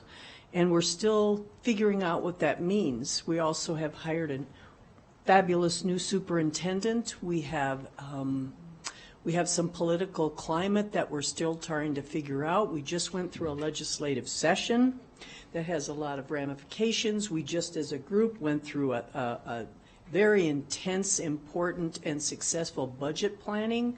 And so we have this shared understanding we're still building, and as it should be. And I don't know for myself if I ever feel I can truly get there, because education by nature, there's always something new and fabulous to work on. Yeah. And thank you, though, for bringing all this to the forefront, because I have no doubt in my mind that we will continue to work on this, because when we get up in the morning, it's really not about us. It's about all the things that you mentioned. And so thank you for this. Mm-hmm. Thank you so much. That's a beautiful way to conclude this item. So thank you so much, Dr. Alsbury. We really appreciate you. Got so much from this, and so much from all of the individual sessions that we had with you. All right, so on that note, that closes item 2.01, and we are going to go ahead and take a break. So let's take a break and reconvene at 10:50 a.m. Thank you.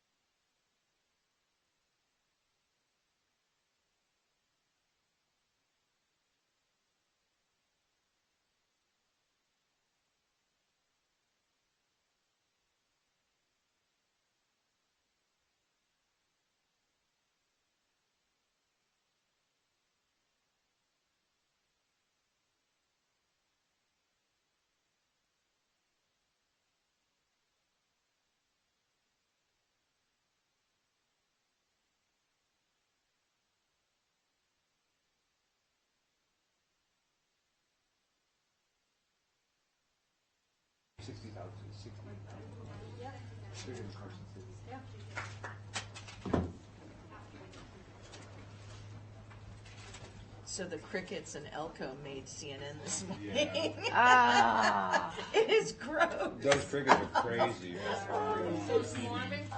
The Mormon crickets. They are so nasty. I mean, just watching it, you kind of get the creepy crawling. Nevada, exactly. They're super dangerous because when you run them over, they create like an oil slick. That's what someone said in the slide, yeah. Ugh. I'll stay in Reno. Thank you very much.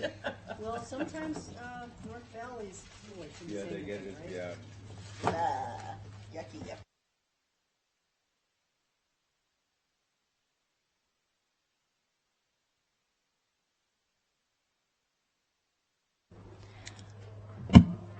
All right, it's 10:52, and I will call this meeting back to order.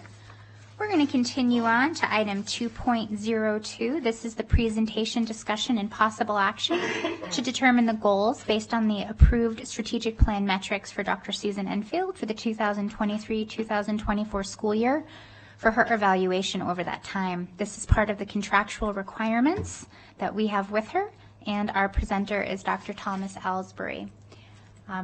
Dr. Ellsbury, I know you're going to kick us off, but I did want to share one thing really quick, and I know you're going to go over it for the evaluation timeline. Something I do want to share with the board and the public is that we're doing this process for the upcoming school year, which really starts July 1. At this point in the year, this is a one-time thing. We were changing over our strategic plan. Dr. Enfield joined us. What you'll see in the future as Dr. Ellsbury presents to us is that moving forward, goal setting for the upcoming school year will be done in February, which is really where it should be. This was just a one-time situation based on a confluence of factors, and we're making it work. But we do want the public to know that we already have a plan in place and already have meetings scheduled to get on a more traditional path so that everyone can achieve their success with these goals. Thank you, Dr. Ellsbury. Great, that was very helpful, and thank you for going over that. So we are moving on to a new packet, so if you would, go try to find the meeting materials that is labeled 2.02. So grab that one. So it says 2.02. Yeah.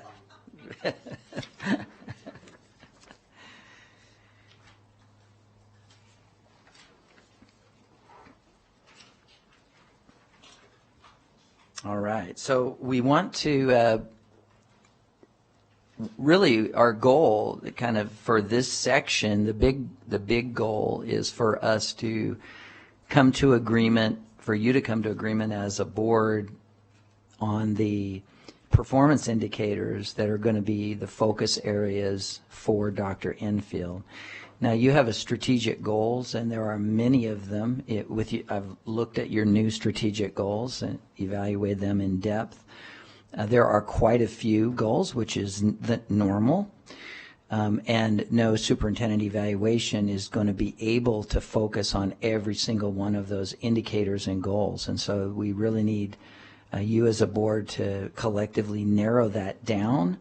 My recommendation is no more than 8 indicators, performance indicators that you are focusing on for the 2023-2024 year. And so that's our task, okay, for this section of our meeting today. And I'll share with you how we're going to try to do that, okay?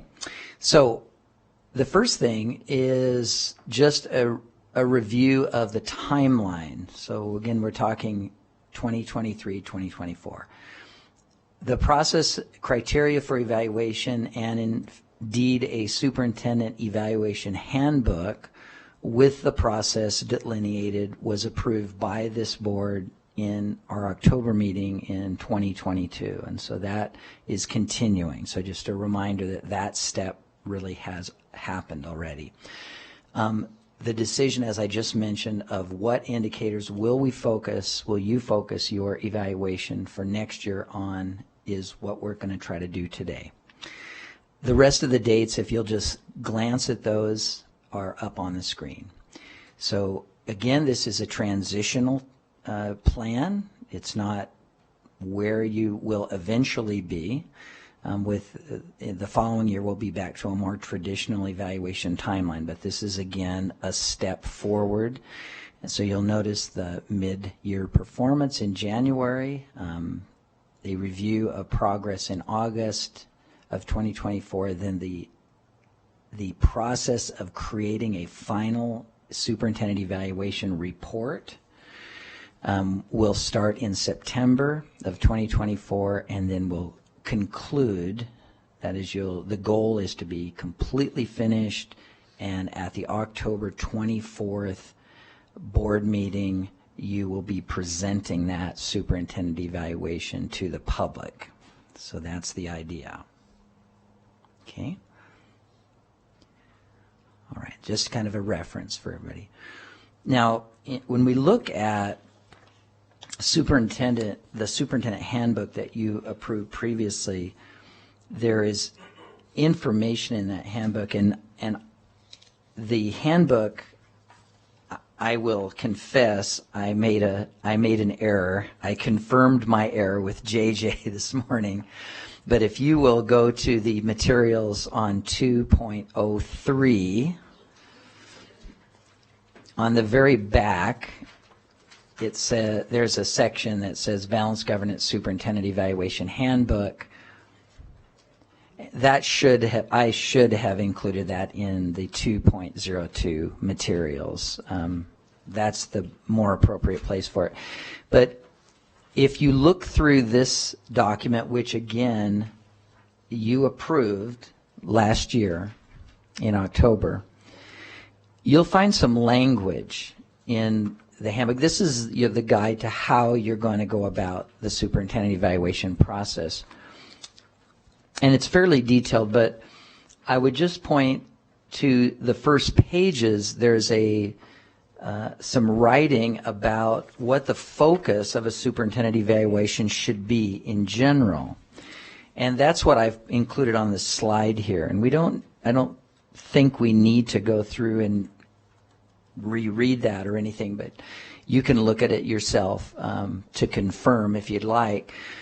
But the first thing, there's a point that's made in that language of the handbook that we've approved already that talks about the evaluation needing to focus on growth and consultancy. And so certainly your selection of the indicator should keep that in mind, that your primary goal is for you to achieve growth specifically in your goals, in your strategic goals and moving forward.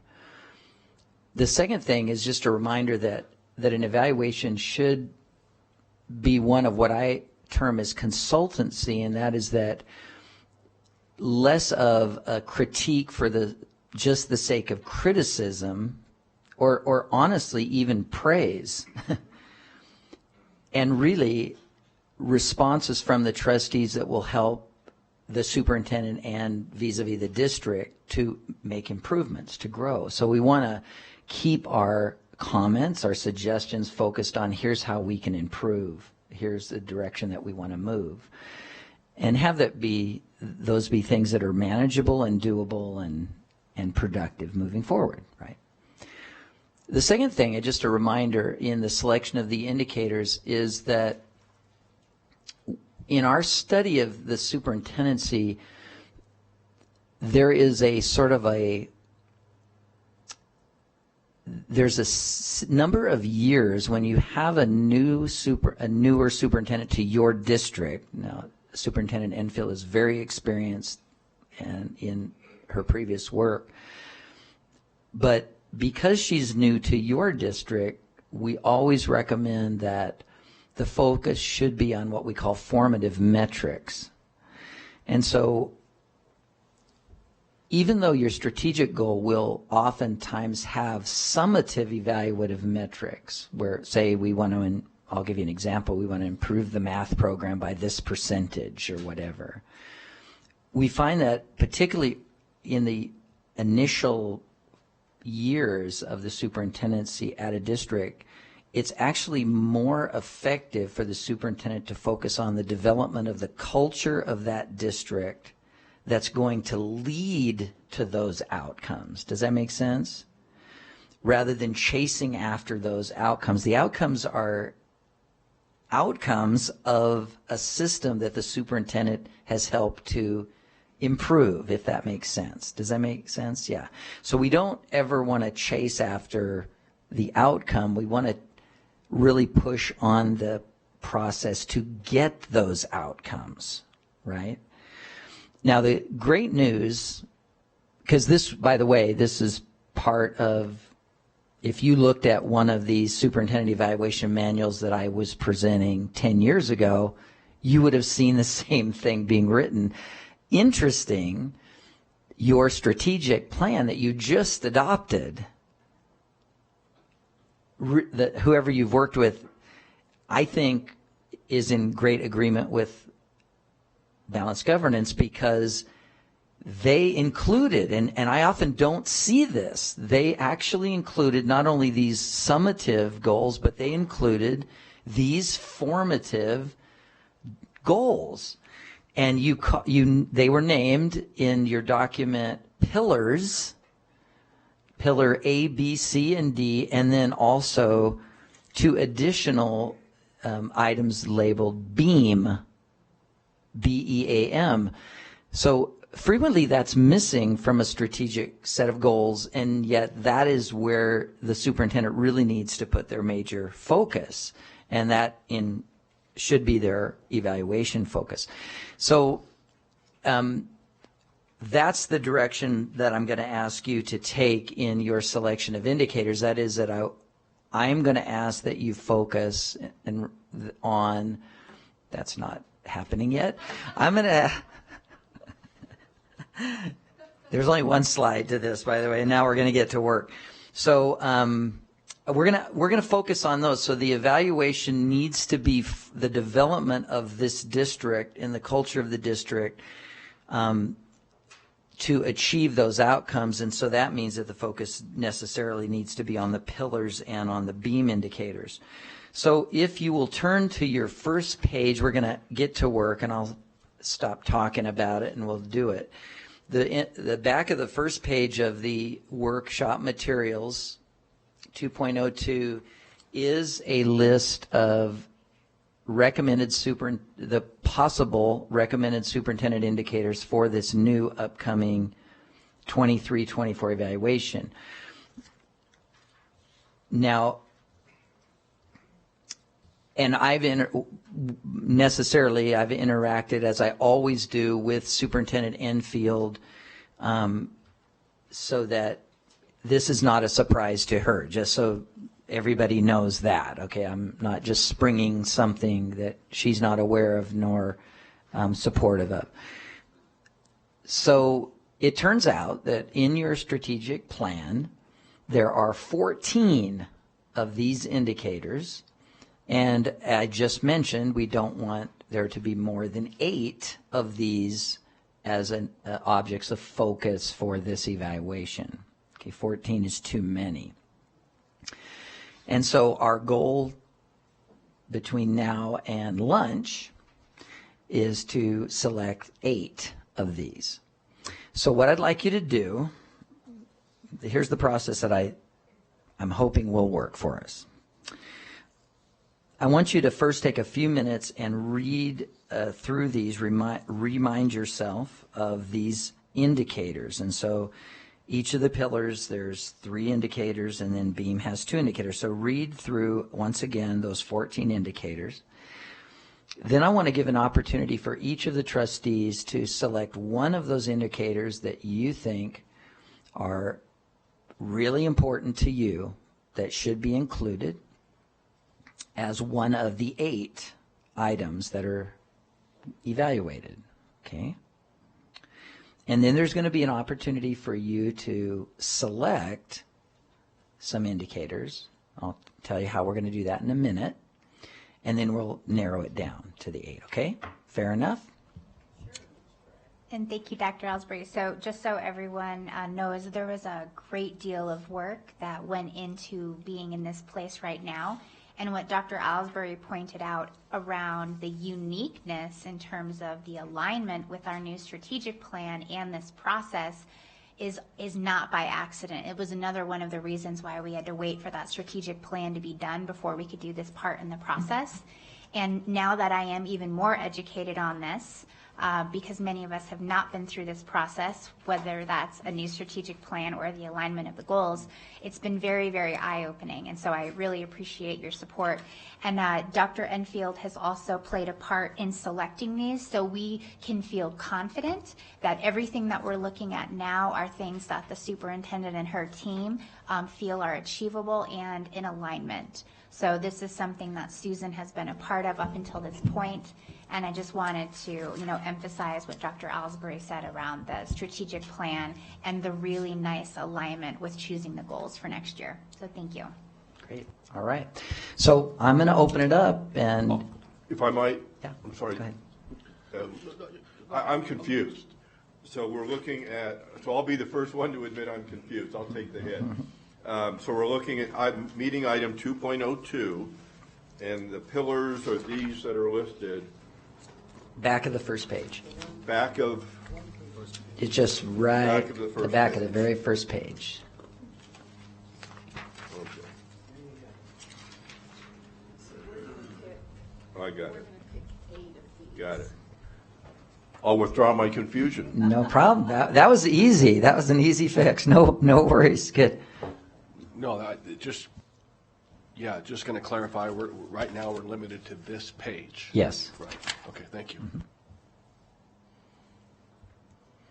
All right. So take a few minutes, look through these, and then just thought it would be helpful to hear from each of the trustees on one of the items. You probably have more than one, I'm sure, but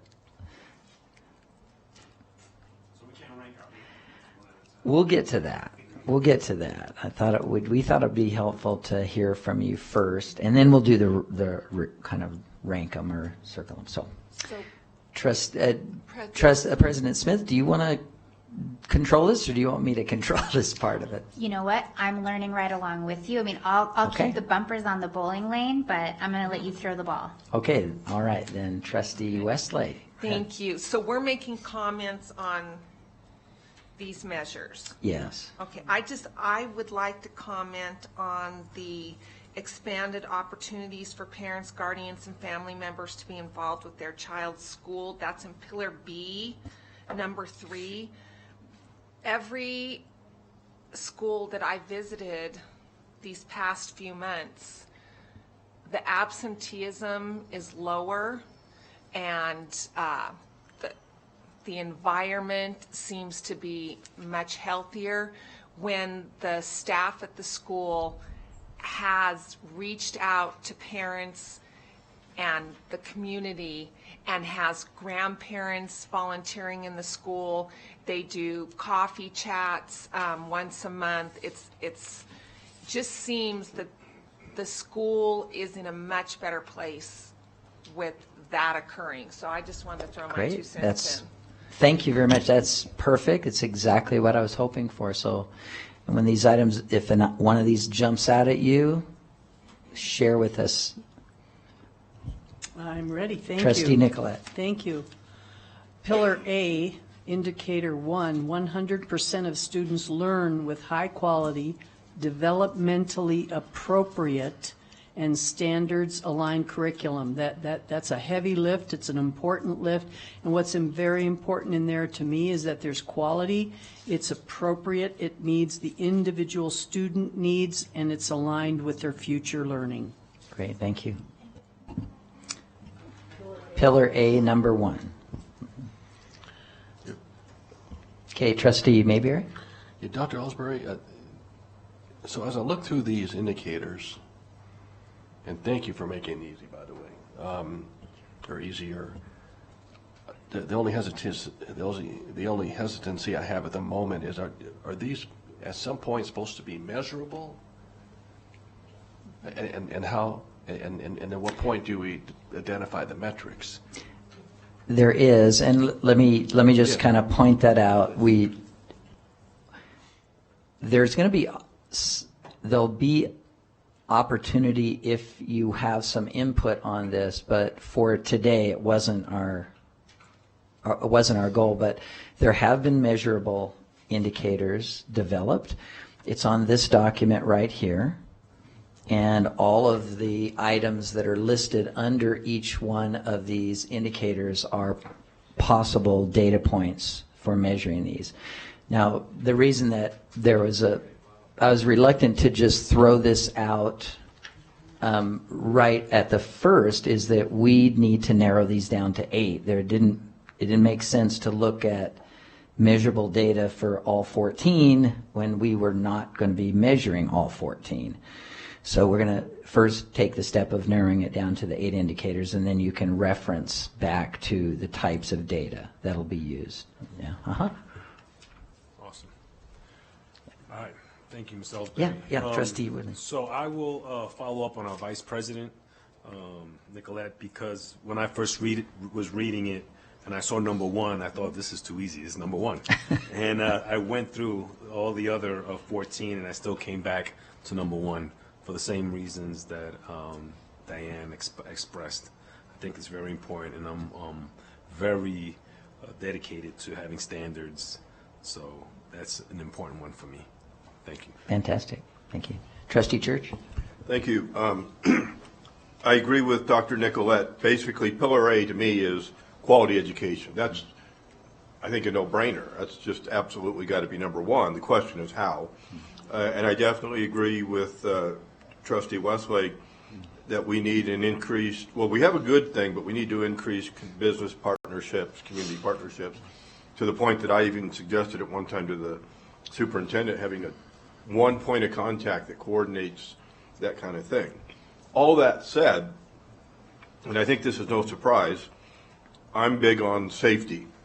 And had you asked us a year ago about safety, we are thinking of the external threat and social and emotional learning, et cetera. That has changed 100% in my mind, at least. We've had teachers come saying they're resigning because of the threats from students. In other words, the in-house.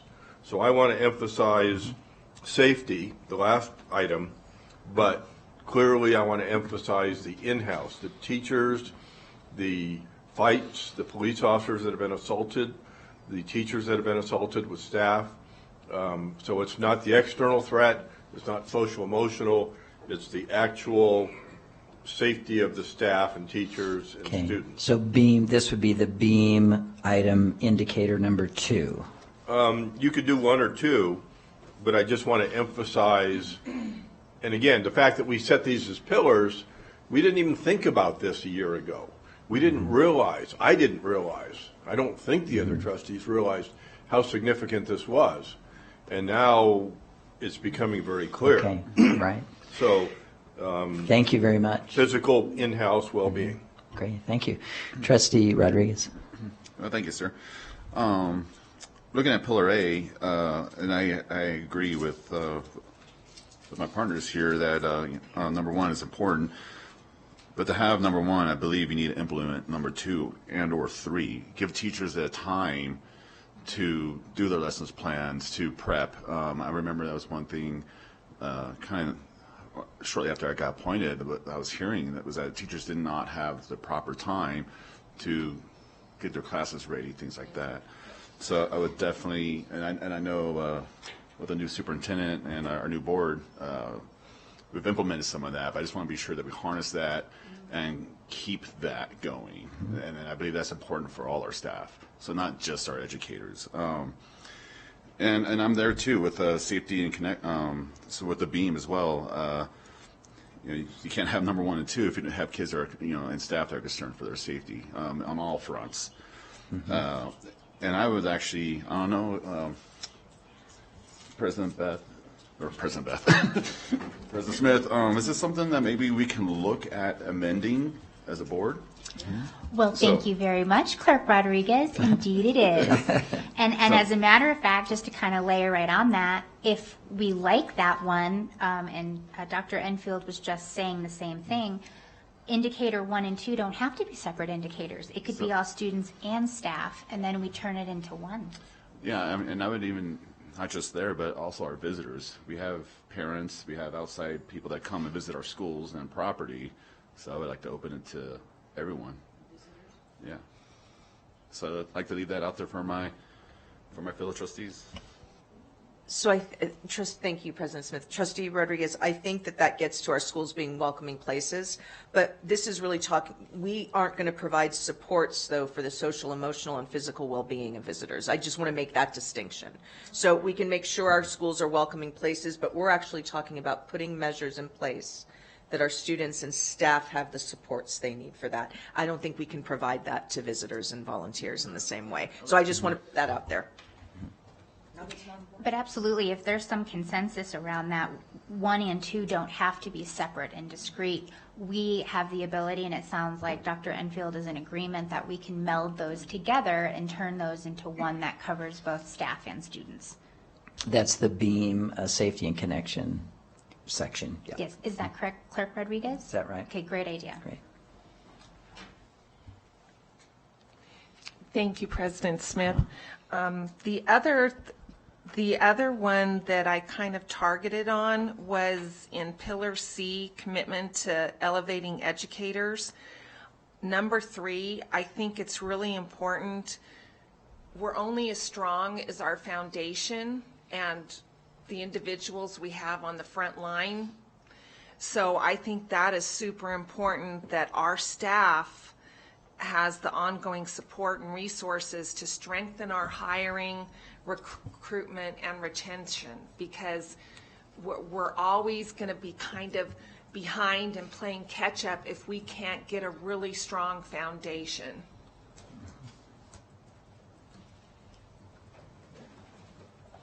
Oh, thank you. Thank you for bringing that up, because I need some clarification on that one. I too agree, the premise, totally. Commitment to elevating educators. My question would be my comment would be, anyone who is with our students are considered educators. And number 3, staff receive ongoing support and resources to strengthen hiring, recruitment, and retention. I am just not sure what that means and how that would look, because it's so multi-layered with the different types of employees, the hiring, the process. Thank you. I hear exactly what you're saying, Vice President Nicolette. I think where my head goes for number 3, and I agree that it's critically important, is our HR assessment and the steps we're going to take to operationalize those improvements that will center on looking at our hiring, how we recruit, how we hire, but also how we retain. So I do think we can identify some very specific things that we'll be doing as an outcome of that assessment that we have. One other thing that I'll add, and then we'll go to Clerk Rodriguez again, is in the selection of these 5 to 8, at no point are we saying the other ones won't be worked on or that they don't matter, because she is going to be doing all of this. The district will be advancing on all of these. This allows them to orient some of their prioritized actions and some of the budget that we have, but it does not mean that we're not doing the other things. Mm-hmm. That's right. Thank you, Madam President. And it's more just 2 cents, or I don't like, for Pillar C, commitment to evaluating educators, I think Vice President Nicolette was kind of going down that road. I personally don't like that. It's not just our educators, while I obviously appreciate and value them. It's all our staff. It's our officers, it's our front desk staff, it's our clinical aides, it's our nutrition specialist. So I think it should be, my personal opinion, it should be committed to elevating all our staff. So I'll add that this was already adopted in the strategic plan, but I had the exact same question. It was shared with me, that our teams, and as you know, we had teams working on the strategic plan, they very intentionally wanted educators and not staff because they feel that everyone who works in the district is indeed an educator to some degree. Our bus drivers serve that purpose in terms of how they interact. I mean, so I'm with you. I had that exact same instinct, but that was a very deliberate choice on the part of the people who gave their time to this work. So I just want to share that. Yeah. Yep. Question, might that be clarified so that the reader knows that? I think it is in the law. Sorry. I think it should be in the broader document. Yes. And it does bring it up even in these indicators. If you notice under Pillar C, item number 1, it Yes. actually specifically says teachers, comma, leaders, and staff. So it does clarify it in the indicator already. Yeah. And Trustee Nicolette here, to that yeah. point, thank you for the lovely segue. My next choice would be Pillar C, Indicator 1, because it does encompass all of our professions.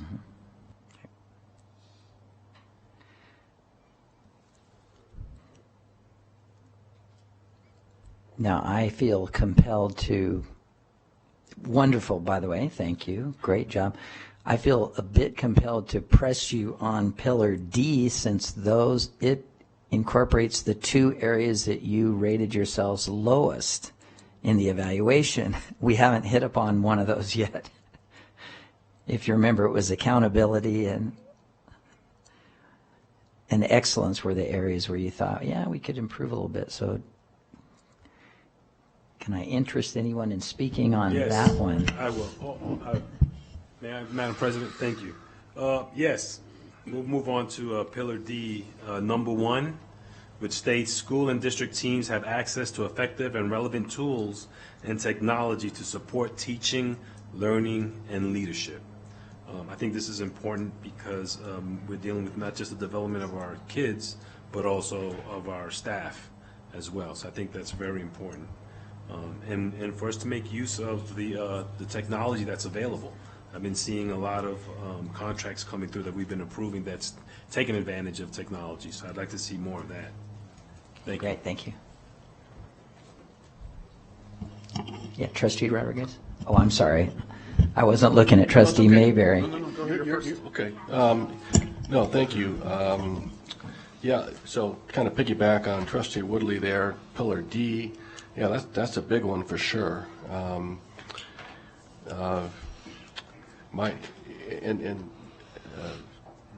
I suppose that you could probably select a couple of them. My eyes turn to number 3 because it's different than 1 and 2 because it talks about parents and families.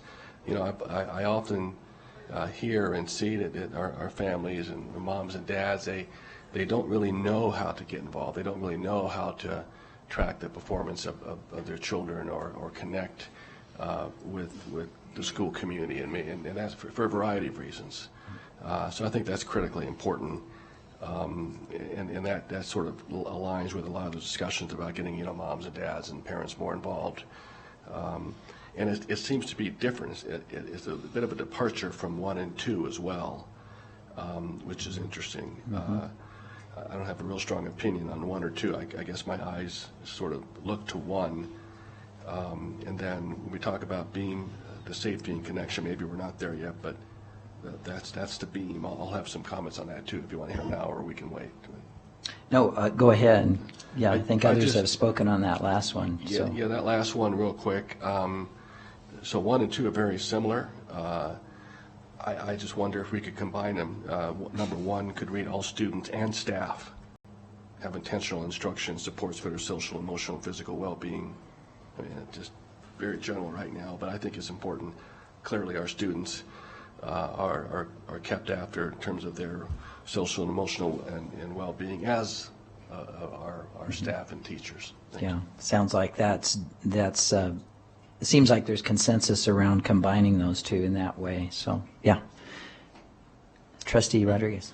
I just kind of, Trustee Mayberry kind of took the wind out of my sails there. I was leaning on number 3 as well. Okay.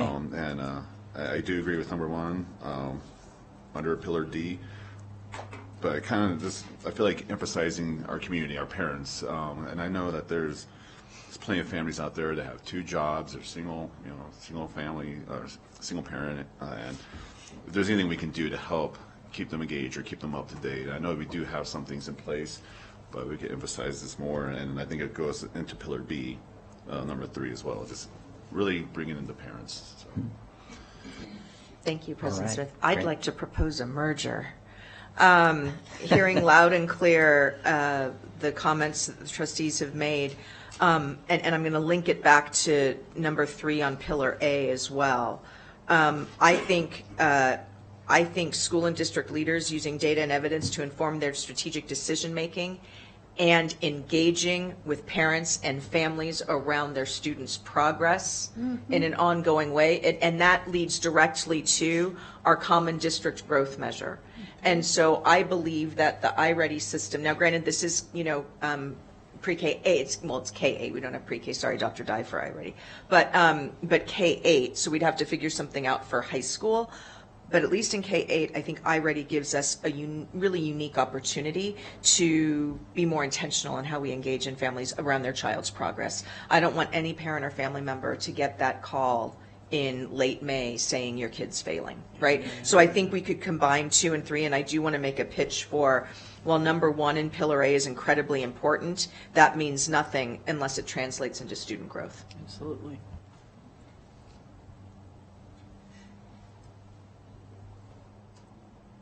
So that's really a merger of Pillar A, number 1 and 3 indicators.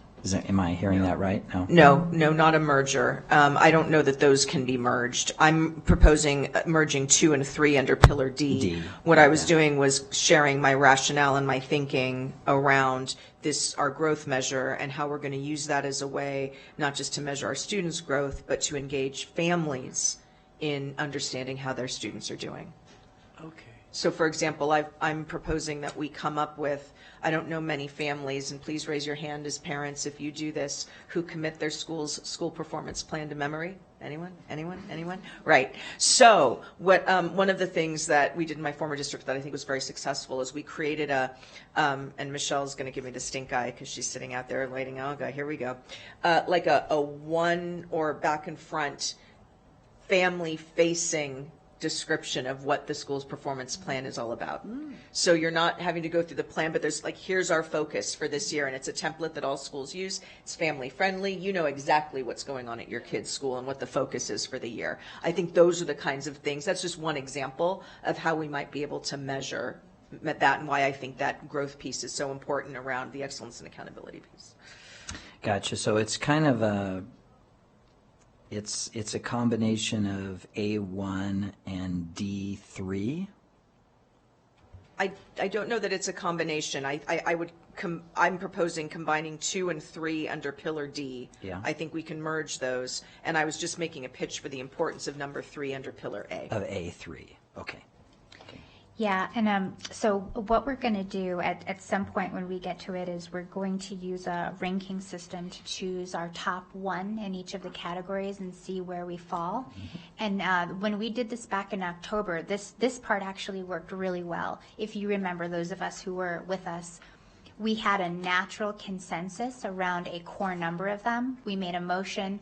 We took those off the board, and then we haggled and talked and built consensus around adding 1 additional one, which we could do up to 3 additional.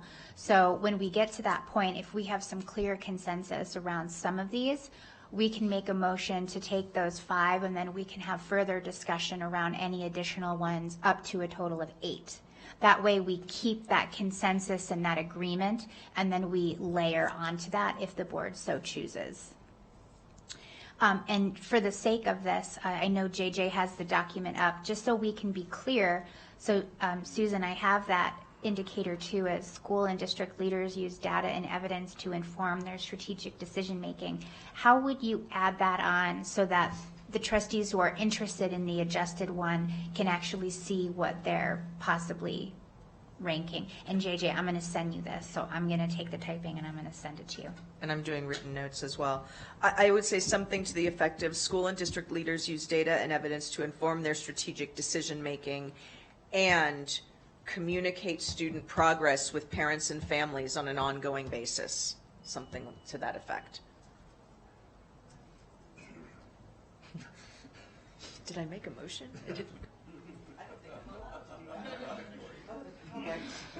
So Dr. Ellsbury, would a thought be that since we have these indicators by numbers, this could now be a fourth option that trustees could choose from, right? Or if people are liking that, that can become an adjusted one. I'm just trying to make sure that we track these in real time. And Yeah. JJ, I just sent it over to you. Yeah, so let's just, for clarity, so the additional language was added on to which one?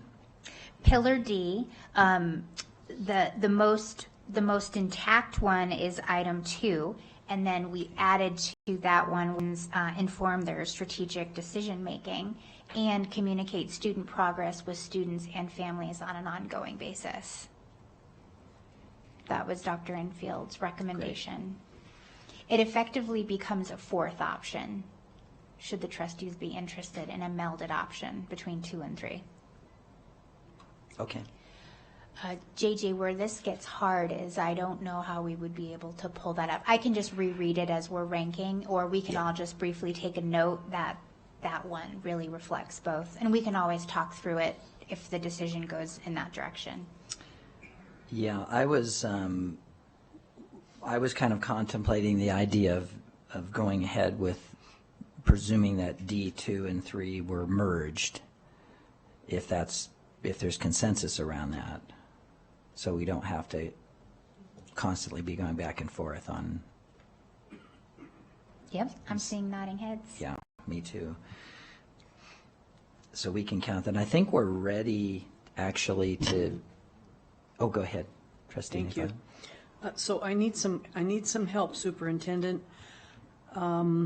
Under Pillar C, commitment to elevating educators, I heard what you said. Really, they wanted it to focus on teachers. So my question is, when I see number 1 in Pillar C, and I see 100% of teachers, leaders, staff receive timely, focused support aligned to their individual growth areas to meet the specific needs of our diverse students, does that also include, I'm just going to pick a group of professionals, bus drivers, bus mechanics? They will have a pathway to continue to grow, even though indirectly they support student growth, so that they also have a pathway. Administrative aides, nutrition workers. Thank you. Yes, so remember, but it's a pathway not just around their growth, it's to meet the specific needs of our diverse students. That's very different than a professional pathway. I just want to make that distinction. And I will put one caveat out here too, is that this is also contingent on our budget to do some of these things. So as we don't have an adopted budget as of yet, whatever we land on, I will be very clear in putting plans together with the team and flag for the trustees early on in the school year where we will be challenged to meet some of these goals because we simply don't have the budget to provide training for all, that sort of thing. So some of these may be, I'm just putting it out there, some of these may be important but aspirational, pending budget priorities. Does that make sense? It does, and I think within this, you mentioned the HR, the personnel survey. I know that it's very important that each area of employment has a good deep dive into understanding, do we have everyone that we need? What are our opportunities? How are we going to hire, recruit, and retain so that all of those areas are, I guess, there's attention paid to those needs. And again, I know that is indirect to student success, and yet it is a vital part of it. I might offer, too, that should this be an area where the trustees land as a priority, that I might then go back to my team and we might identify, because all isn't realistic, right? The idea that we can do it within 1 year for every employee group. So would we want to prioritize teachers, bus drivers, paraprofessionals, you know what I mean? So the areas where we know we've had real pain points, So that might be a more realistic way to entry. Not that we're ignoring what's happening with every employee matters, but within the context of this year, and remember, this is year one of an ongoing plan, and progress will be ongoing. I don't think we're going to check boxes and say success, in a year. We're going to say progress, yay, and here's where we can do better. I am comfortable with that. Thank you.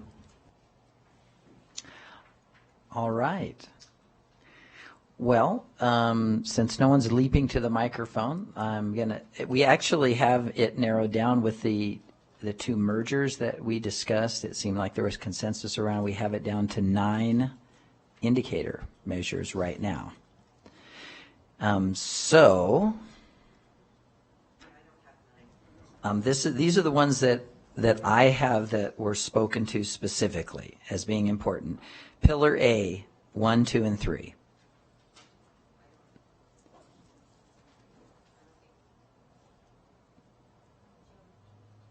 Yeah, Joe, the 2 was sort of the last one that was mentioned. Pillar B, item 3. Pillar C, indicator 1 and 3. Pillar D, indicator 1, and then 2 and 3 are merged. And then the beam, safety and connection, 1 and 2 are merged. 7, 8, 9. So that gives us 9. So I certainly do have rating forms where we could. Could you go over A and B again? Uh-huh. In what way, Trustee Church? Oh yeah, I'm sorry. So right now, it sounds like preference would be Pillar A, indicators 1, 2, and 3. All individual. Yeah, those were all 3 spoken to as being critical. Pillar B, indicator 3. Okay. Trustee Westlake. Yeah. Oh, thank you. Is there a way we could combine in A, 2, and 3?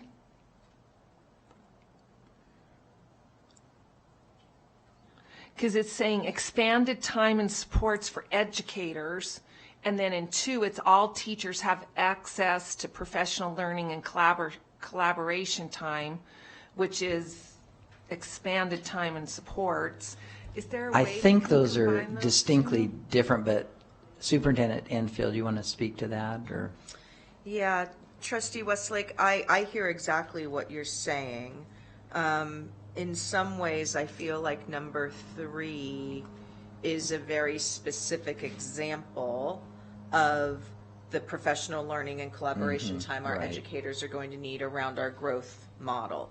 But you are right that our teachers need access to professional learning and collaboration in other areas as well. So I do think they're distinct in that sense, though they're very much related. Okay. And I will just say, I think the reason why number 3 jumps out to me as such a priority is we've made a significant investment in our iReady system, that we have great hope and optimism will be a significant shift in culture and practice in the district. So that's the reason that jumps out, because that's just top of mind for me. So. Can I maybe my counting's off, but I have 7. Because if we have 1, 2, 3 on A, we have 3 on B, on C we have 1 and then a combined 2 and 3, and then on D we have a combined 1 and 2. Doesn't that equal 7? I didn't have that. I had C. I didn't have anything merged on C. Yeah. I have 8. Well, no, maybe Dr. Alsbury needs to say it again. I have 9. Let me go through what I have again and just double check my math too here. So Pillar A, I have number 1, number 2, and number 3. Pillar B, number 3.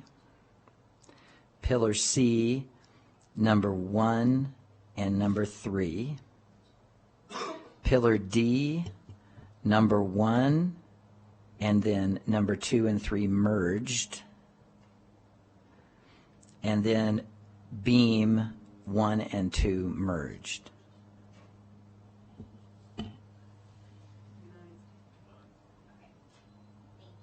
Okay, is that? Thank you for the record. Okay.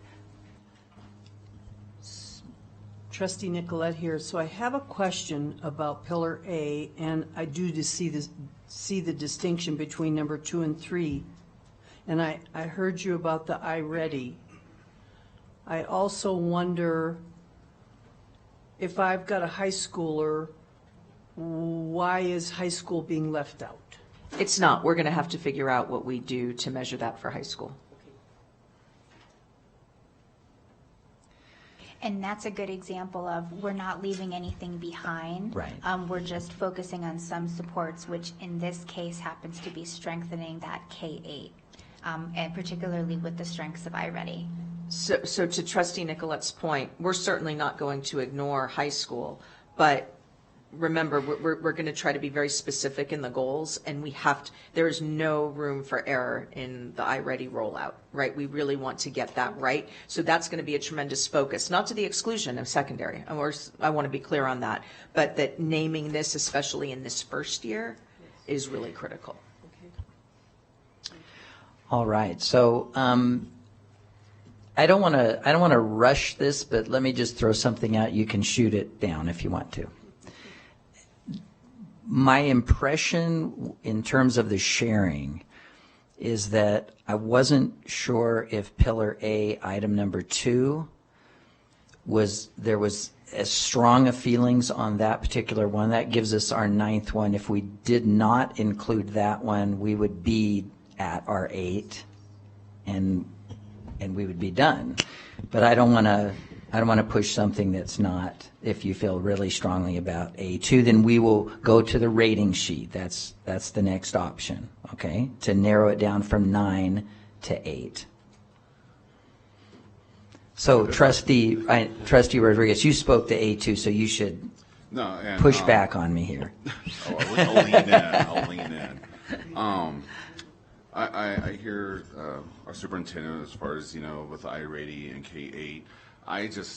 When we do this publicly and we're doing an evaluation on our superintendent, I feel for the public, I hear the Vice President, like, what about our high school kids?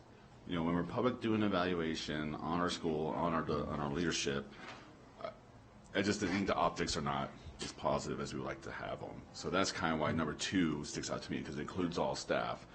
And maybe outside the boardroom, we know with our superintendent, and we know iReady, we voted on those things, and we know the direction which that's heading. I just want our public to not have question, about my high school student. What about them? Okay. Trustee Mayberry. Yeah, it sounds like we're sort of stuck on A. I struggle with that too, and I'm just thinking out loud. Because a lot of our educators, they want extra time. They can't get it because there's not enough teachers. Sometimes the extra time isn't utilized for professional development. I like the idea of expanded time and support for professionals. It almost seems like 2 and 3 can sort of merge. I mean, this public meetings kind of present awkward opportunities for people to pontificate, so I don't want to do that. But I think we can get there. I think we're close, but I think we could flush out. We could eliminate one of those and sort of tie them together. I don't know if I'm making any sense or not. Superintendent Enfield, do you have any thoughts on that? No? Okay. Okay. I had, on the beam, are we counting 1 and 2 separate? No. Okay, that's what I was missing. We combine those, so it's going to read all students and staff. Okay, So, because they're pretty much the same. We could have handled them differently, but we're going to choose to layer them. Yep. Yep. Question? So work with me on this. Pillar B3, expanded opportunities for parents, guardians, family members. Pillar D3, parents, families receive, and probably should say guardians, ongoing support. Couldn't those, so almost identical, couldn't they be consolidated and then we're done? Both of them talked about expanded opportunities, access to resources, how their kids are doing. Yeah, Trustee Church, I hear what you're saying, and I see the connection as well. I think, however, under Pillar B, what we're talking about is families being an integral part of the school, whereas in Pillar D, we're really talking about making sure families are engaged and aware of their children's academic and social emotional progress in school. I do think those are different. Because I think that, one of the things I'm sure that you have heard that I have heard is not all of our families feel welcome in school. So what are the steps we can take to make sure that our families see themselves as an integral part of the school community? That to me is distinct from families having access to and being engaged in their children's progress. All right. I'm going to recommend then that if this is agreeable to everybody, great conversation, by the way. Thank you, everybody. Let's go ahead and do the rating sheet. Then basically I think what we can do to make this work really smoothly is I'll give you some direction. We don't need to rate everything because we've already narrowed it down. So we'll just be doing ratings on the 9 items that we've already discussed. And then that'll allow us to narrow it down. I'll crunch the numbers over lunch, so this way you don't have to sit there and wait for that, and then I can report what we decided. Yeah. Thank you, Mr. Ellsbury. I wanted to take a stab at this Pillar A number 2 in comparison to Pillar C number 3. Because when I read Pillar A number 2, it states all teachers have access to professional learning and collaboration time. Pillar C, number 3, says staff receive ongoing support and resources to strengthen hiring, recruitment, and retention. And from my perspective, that seems like that's very similar. Oh, I see. So you're suggesting lean towards Pillar C number 3 in lieu of Pillar A number 2. That is correct. Yes, ma'am. Okay. Comment? Yeah, I don't think we need to rank order. I think we got 9, we just got to get rid of 1. And I think what I'm hearing is get rid of Pillar A2, I think is what I just heard, and I agree. We don't need to rank. This is a perfect opportunity to pause for public comment because this is an item for action. Right. So JJ, can we please invite public comment? Pablo Nava Duran. Hi, Mr. Duran. Welcome. Hello, how are you doing? So I'm going to give you honor and review. So I know guys, great job for all of you, all 7 of you, including chapters and Westlake. Guys, great job. As Woodley, great job. All kinds of stuff. So for give you honor and review for that. So I think that we need to work on more accountability on a staff leader, and then for the student behavior, all kind of stuff, because of a state legislature that pass a new student behavior policy over here. So we might make sure you add a new district policy for student behavior. Make sure, like, if you do mess around, you get suspended, you get kicked out of school, you get consequence for that. So and I like to give you a review for superintendent and feel so you've done an amazing job. So you're not perfect, so you got work to do. And so as Joe Rodriguez, you're not perfect, so sorry. Sorry. So Pillar A is a curriculum, which is you have to follow the teacher direction on the curriculum. I include potential instructions. Like, for example, like if a parent wants to see their child teacher curriculum, please come to open house. Please come see the teacher after school. Please come to the school, like during school, once a month or once a year, and you'll be happy about it. So not every parent attend open meeting have that very unfortunate because they have to work every day. That's very unfortunate. And hopefully, with Pillar B is a strong community about facility, community in schools, so facility and for PA, I'm not going to talk about it. For community in school, so not just parent, but community and school as well. We need to support parents and the community as well. And for the students, number 2, committed to for education, we need to support teacher. Need to support teacher because I see many of teacher are leaving recently or maybe move to the different school because they don't want to deal with kind of student trauma or negative environments, student or learning environments. We need to support commitments on education. And D is a cultural accident and accountability. Like we need to work on accountability and cultural accident. I think there should be work on as and being a civic connection. So I got nothing else. So goodbye. Thank you very much, Pablo. That's all I have. Thank you, Madam President. Just for the sake of trying to work and work as a team here, I'm just wondering, like, I'd be more than happy to back off A2 because I might be kind of alone on this one, or maybe a little bit of a minority. But what if for number 3, A3, instead of K8, could we look at expanding that to pre-K through 12? I mean, I understand what you're saying as far as I-rating stuff goes, but We don't have a common district growth measure for high school. Gotcha. And that will take an investment. So we're going to have to look at ways that we do measure growth. But we don't have the same mechanism in place for secondary that we do in K8. Now, what we could add, and this might address the concern that you're both raising, is leave this expanded time for grades K8 to demonstrate and explore the development of a 9 through 12 growth measure as well, so that we're paying attention to that, figuring out what we can put in place for next year, but looking longer term, do we need to put something different in place there? So it's a little tougher in secondary, and I think I will just give an example. The state uses ACT. In my former district, we used SAT, but what we did was we gave the PSAT 8-9 to 9th graders, we gave the PSAT to 10th graders, we gave the SAT to 11th graders, and that sort of became the growth measure to see if our students were growing towards being college and career ready on that assessment. It's not perfect, but we can certainly explore other ideas for what a 9 through 12 growth measure would be, because we need to.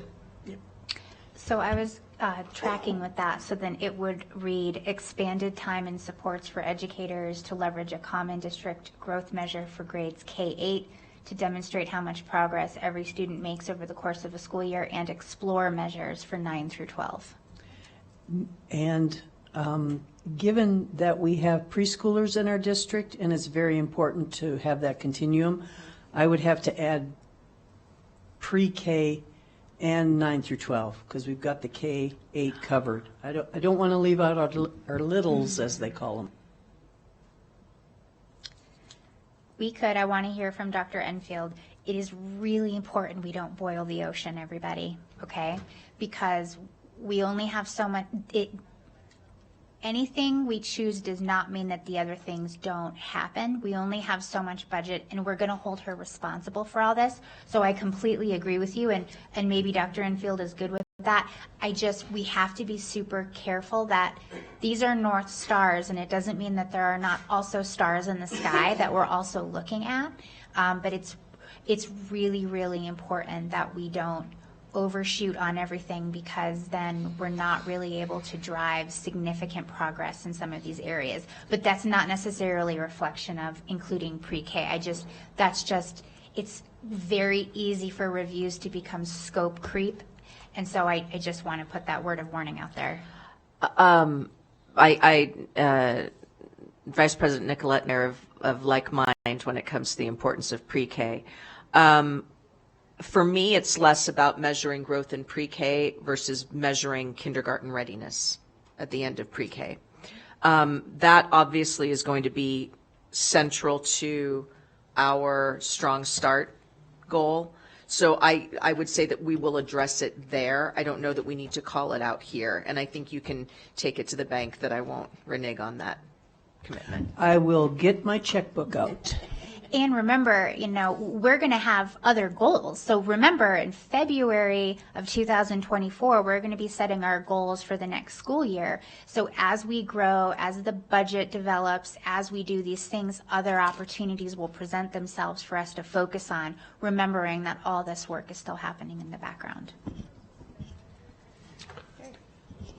Yeah, I just echo what President Smith said. I mean, I don't think we should overwhelm the superintendent. I mean, these goals have to be attainable, realistic, and I think, that we're on the right path. Thank you.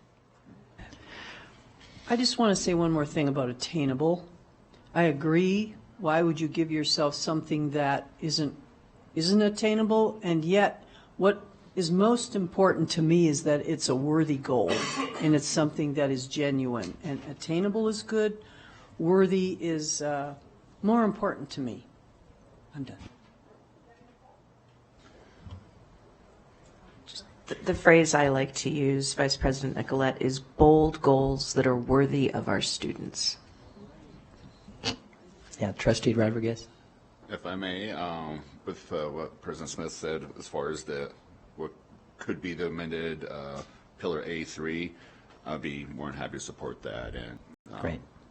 back off of A2. Then I think we might be able to entertain a motion without having to go through the whole rating process. It sounds like we're close. President Smith? Yep, give me 1 sec while I just track on this.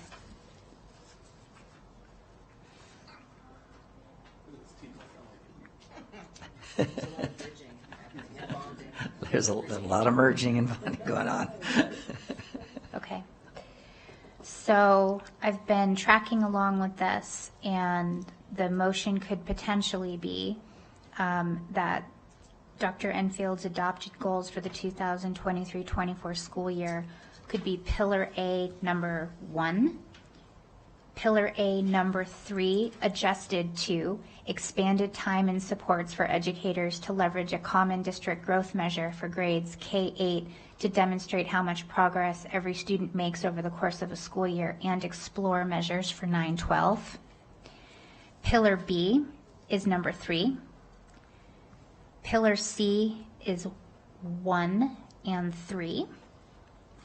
Pillar D is number 1 and a combined 2-3, which reads, school and district leaders use data and evidence to inform their strategic decision-making and communicate student progress with students and families on an ongoing basis.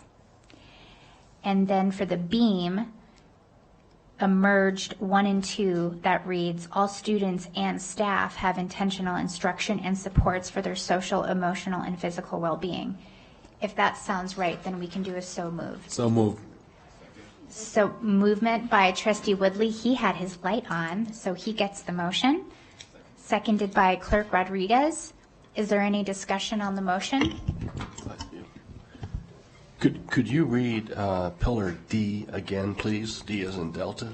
Yes, absolutely. Pillar D would be number 1 as it reads in front of you, and the new combined 2 and 3 reads, school and district leaders use data and evidence to inform their strategic decision-making and communicate student progress with students and families on an ongoing basis.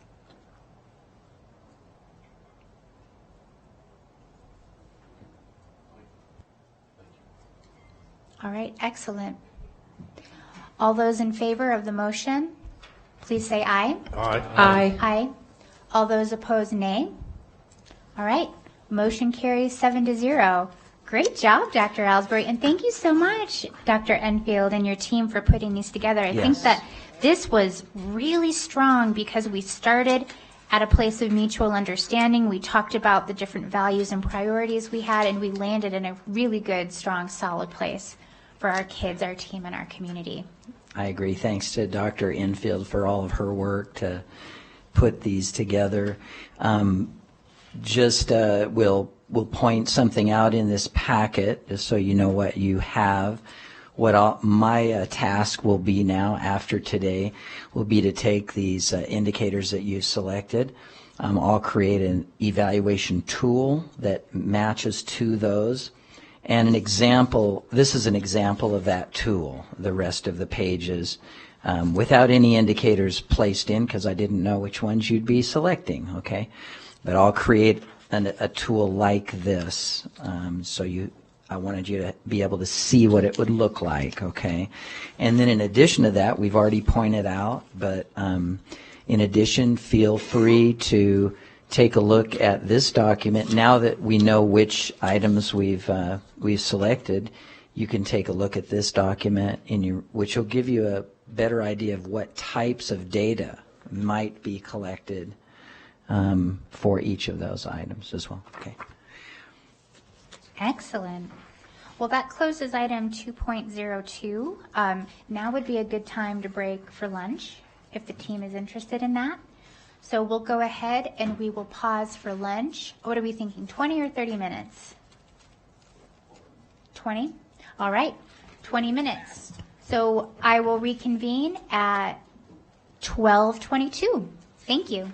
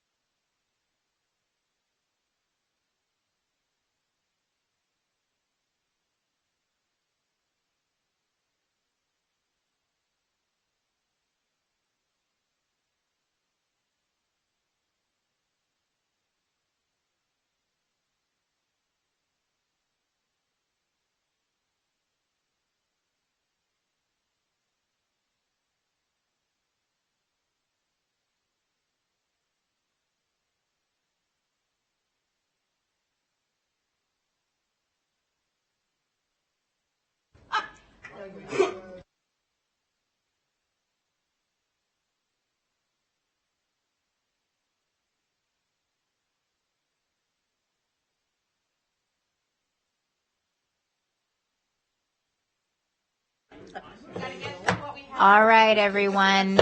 It is 12:25, so I'm going to call this meeting back to order. We're going to jump in right where we left things, which is opening item 2.03. This is the presentation and discussion to provide training on the superintendent performance evaluation process for Dr. Susan Enfield for the 2022-23 school year, scheduled to occur in October 2023. This is for presentation and discussion only. And just as a reminder to this board and to anyone listening, we are still wrapping up that school year because it goes July 1 to June 30th. So we are in the last gasps of that current school year right now. All right. Thank you, Dr. Alsbury. All right. Thank you very much. So this last section, I'm hoping we can get through quickly. I think we should, of course, open to any questions that you have. So I'm not meaning to rush you, but we have already done all of these things. We've approved them. We've reviewed them. We just thought it would be a good idea, since we haven't looked at it since last year in October, that it would be a really good opportunity to just revisit what's about to happen. So we have an evaluation process that's coming up. It's going to start in August, I believe, as long as that works. That's going to be one of the things that I'm looking for to Superintendent Enfield today. What we do know is, and let me just get to the slide here, what we do know is that you all have set a goal of presenting to the public the final summative evaluation report on the October 24th, 2023 meeting.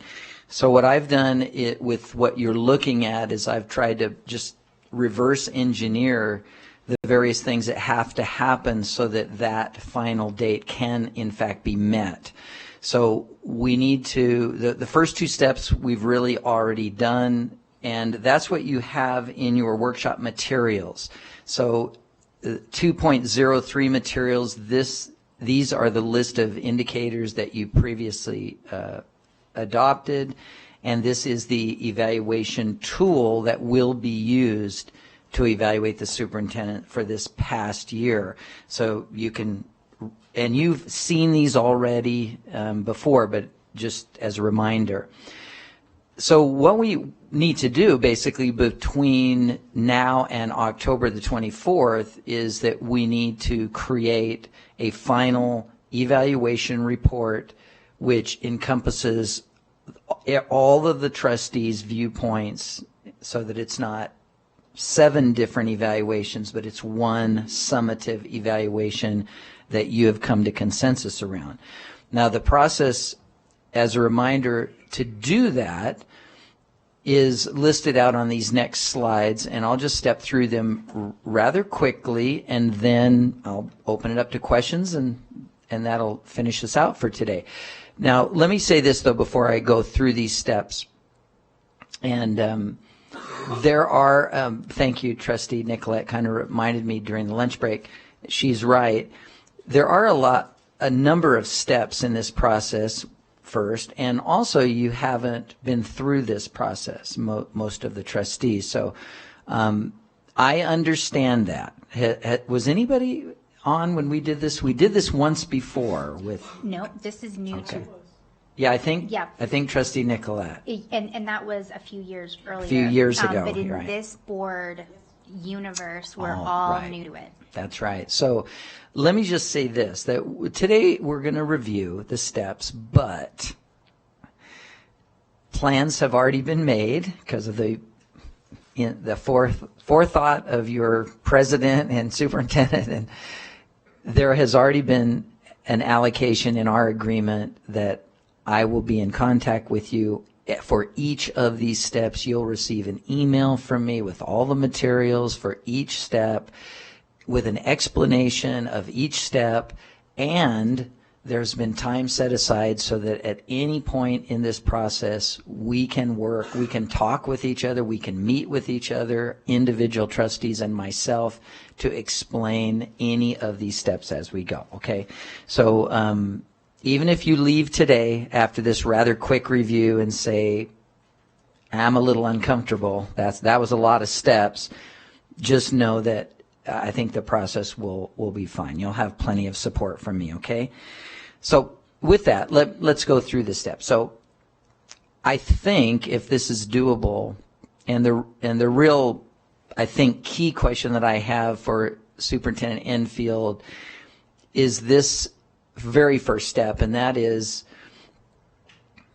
submitting evidence that to the trustees so that you have the information on what has been achieved or accomplished over the course of the year, so that you are informed about the ratings and the comments that you're going to make on the evaluation. Obviously is important. So, and I'm sorry, Dr. Enfield, I'm putting you on the spot this way, and if you aren't sure, just say, I'm not sure, and we can adjust this timeline. This is just my best shot at a timeline, okay? There's nothing in concrete here. But the first thing that kicks all this off is that the trustees have to see any evidence, and is that possible to do in August? Do you even have the information that you need? Yeah, no, we already have a process in place, but we actually start our Leadership Academy August 3rd, and school starts August 14th. So later in August is better because we're all going to be focused on getting school up and running. That's the priority. So as late in August as possible would be my preference. And so I actually have an email teed up here to my team members, and once we land on a date, they'll know, and we'll do it by that date. Great. So would you you could just communicate, I'll make a note that late August, and then when you know if you can communicate a date so that I'm not jumping the gun. Well, no, we can establish the date. I mean, I guess what I'm saying is how late in August can we do it and still adhere to your timeline? That's what I need to know. Well, again, this was just my giving us lots of time. So if we need to start in late August, I would probably adjust this a little bit. I would scooch it forward a little bit. Some of these steps, instead of being in August, will be in September, and that's fine. So what about Friday, August 25th? Great. That sounds great. All right. So after that information is provided, trustees, you will at that point receive from me this evaluation tool that you've previously approved. In that tool, and you're welcome to just kind of remind yourself, take a quick look, you'll see that there's two things to do. There will be a rating that you'll provide for each of the objectives that are listed, and also there's a place for you to write recommendations for growth and any commendations that you have. Once and I'll provide with you a reminder of how much time you have, but we'll be looking for a fairly quick turnaround of that document to be filled out. I would say no more than 2 weeks, and so we're looking at 1 to 2 weeks to fill that document out. You'll then return that document, so each of you will return your ratings and comments to me.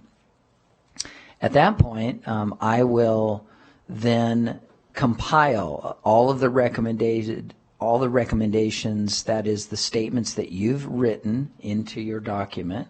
And by the way, this will come out as a digital document, so it's not a paper and pencil thing. You'll write in the digital document and then just send it back to me, okay? I would like, Trustee Nicolette here, having been through this process before, previously, in this particular case, there were 3,000 pages of evidence, and it was an impossibility within the time frame to go through that. So is there some kind of guardrails to help us so that we're efficient and effective? I have put a maximum at 2,800 for the team. So I would like that measure of progress duly noted in my evaluation, Vice President Nicolette. In that case, I would like that tomorrow. No, we will, the team and I will only identify the most pertinent evidence possible. I don't think you need 30 examples of how we've made progress on a particular goal. We're going to identify what basically this is how it's going to go. So I've already talked with Michelle and Sang and now Emma as well, and Emma and Christina, but Emma will probably be running point on this to gather from each ELT member what their suggestions are around evidence towards the goals that are relevant to their world. And then what I'll do is I'll sit down and identify what I think are the most important and whether I think any need to be added. But it will, I can assure you, it will not come close to 3,000 pages. Now, in addition, thank you. Great question. During this time, one of the other things that can happen, and I just want you to know that I'll be available, is if this is the first time for you in writing recommendations for growth and you find yourself saying, I'm not sure how one does that. I've never written a recommendation for growth. Two things. First, I'll be giving you some examples in the email that I send about this tool. So you'll be able to see how to do that. And then in addition to that, at any point, again, you can contact me and we'll get online together and we'll talk it through, and I'll even help you in writing these if you want the assistance in words, how you wordsmith things so that they're growth statements rather as opposed to critiques. Okay. So again, you have my assistance on that step. Once those all those statements are sent to me, I will then compile them into a single document, and they will be anonymized. That is, I won't list the comments by trustee name.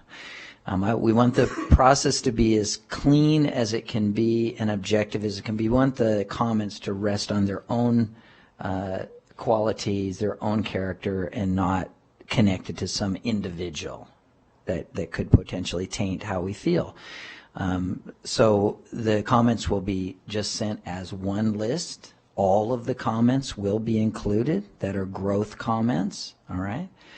And so that will be there.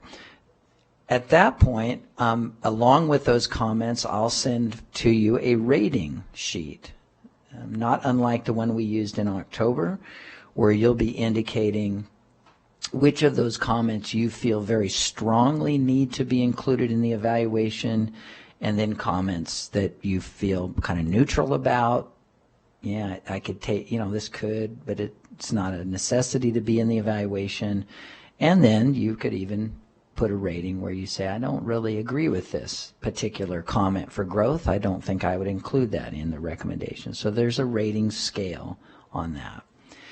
At that point, that after you've rated the comments that you feel strongly should be included into the document, those rating sheets will be sent back to me. I will then compile it, and again, not unlike we did last October, I'll basically be taking an average mean on those ratings, and ratings that are where you feel that it's important, the average rating of 3 or more, it's a rating scale of from 1 to 4, or that you feel strongly should be in the evaluation will go into the evaluation tool. And typically, when I've done this before, that's narrowed things down to a reasonable number of areas for growth. If we are in a situation where even after we look at the ratings, there's still far too many recommendations for growth, then we'll have to narrow it down even further, which I'll do that with you in October. The idea was that you would have a meeting that I was at, or a work session that I came with you. This would be the final draft then that I would put together with the comments that you rated, that you wanted to be included, along with the average rating that you made on each of the items, be a numerical rating. So it'll be a draft final report. And that would give us time to do the finalization of that report. And that would include, if there's too many comments for growth, we could narrow it down to a reasonable amount if that were necessary, okay? I just want to point out, President Smith, for the record, The only and next public meeting we have on this is that October 24th. So Okay. I'm very cognizant that we don't have meetings. We're all very busy. So this work is all happening in the background. And it's completely personalized based on the type of support that you need at different times through Dr. Ellsbury. Of course, any support that I could offer as well, too. But in order to keep our time respected, the only time we'll be doing the public meeting will be October 24th, and that's immediately preceding the regular meeting that day, so it is not a separate day outside of our schedule. All right, and then that's really it. That's the process.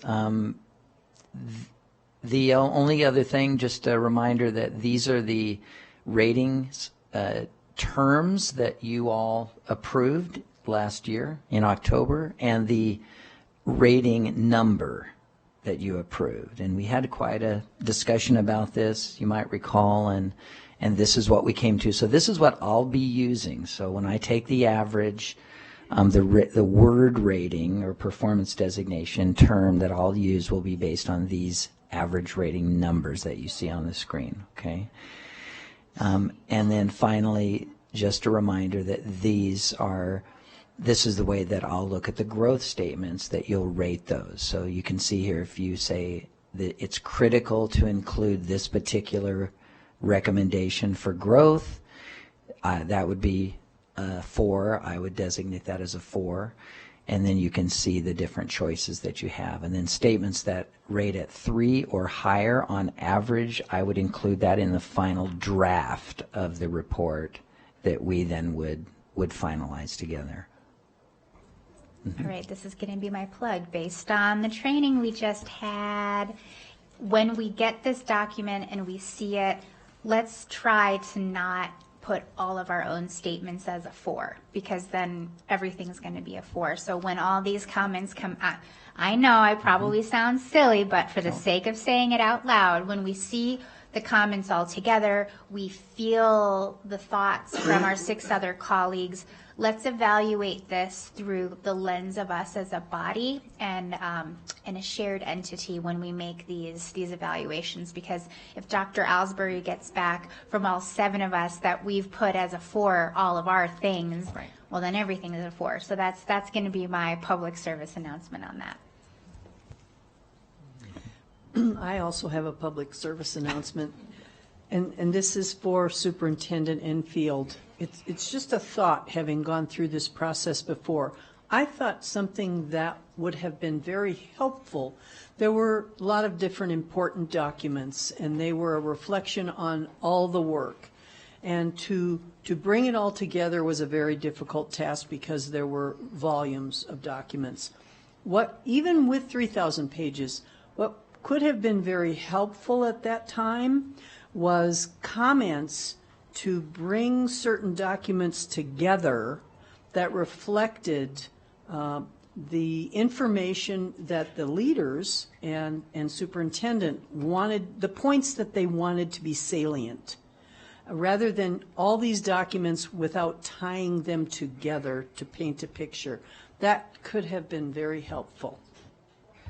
Thank you, Vice President Nicolette. Well, I mean, first of all, we will only include documents that are very self-evident as to why they are there as evidence. They shouldn't need explanation, frankly.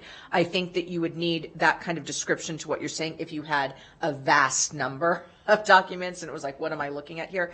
That said, I will be providing a cover memo to you with the evidence that outlines what you're getting and why it's important. And I will also be including things that I believe were important highlights from this school year that won't necessarily be reflected in those goals, because I think that's important. So there are some things that won't be reflected in those goals that I think it's important we take note of. And so, but I'll make sure that if there is any dot connecting needing to be done, that we will do that in the cover memo for you. Mm-hmm. All right, and that's really it. I mean, that's the long and the short of it. So, yeah, and just I'll reiterate and then open it up to any questions that you might have. That typically in my email, when it comes time for you to do your ratings using this scale here. Thank you, President Smith. I actually include a similar public service announcement in my email and say, please don't. I know everybody's ideas are important. Don't put a 4 on everything. Please try to just put 4s and 3s on things that you feel absolutely need to be in this evaluation. It's a deal breaker for you. Try to focus on that as a reminder, because she's right. Otherwise, we're gonna have an unmanageable number of comments. So, Thank you, Dr. Ellsbury. Any questions on that? Any clarifications? All right, I don't see any lights, so I'm going to take that as we're all clear, and we very much appreciate your guidance with all of this. All right, that closes out item 2.03, and now we'll go into section 3, our closing items. JJ, do we have any public comment for item 3.01? Jeff Church. Mr. Church.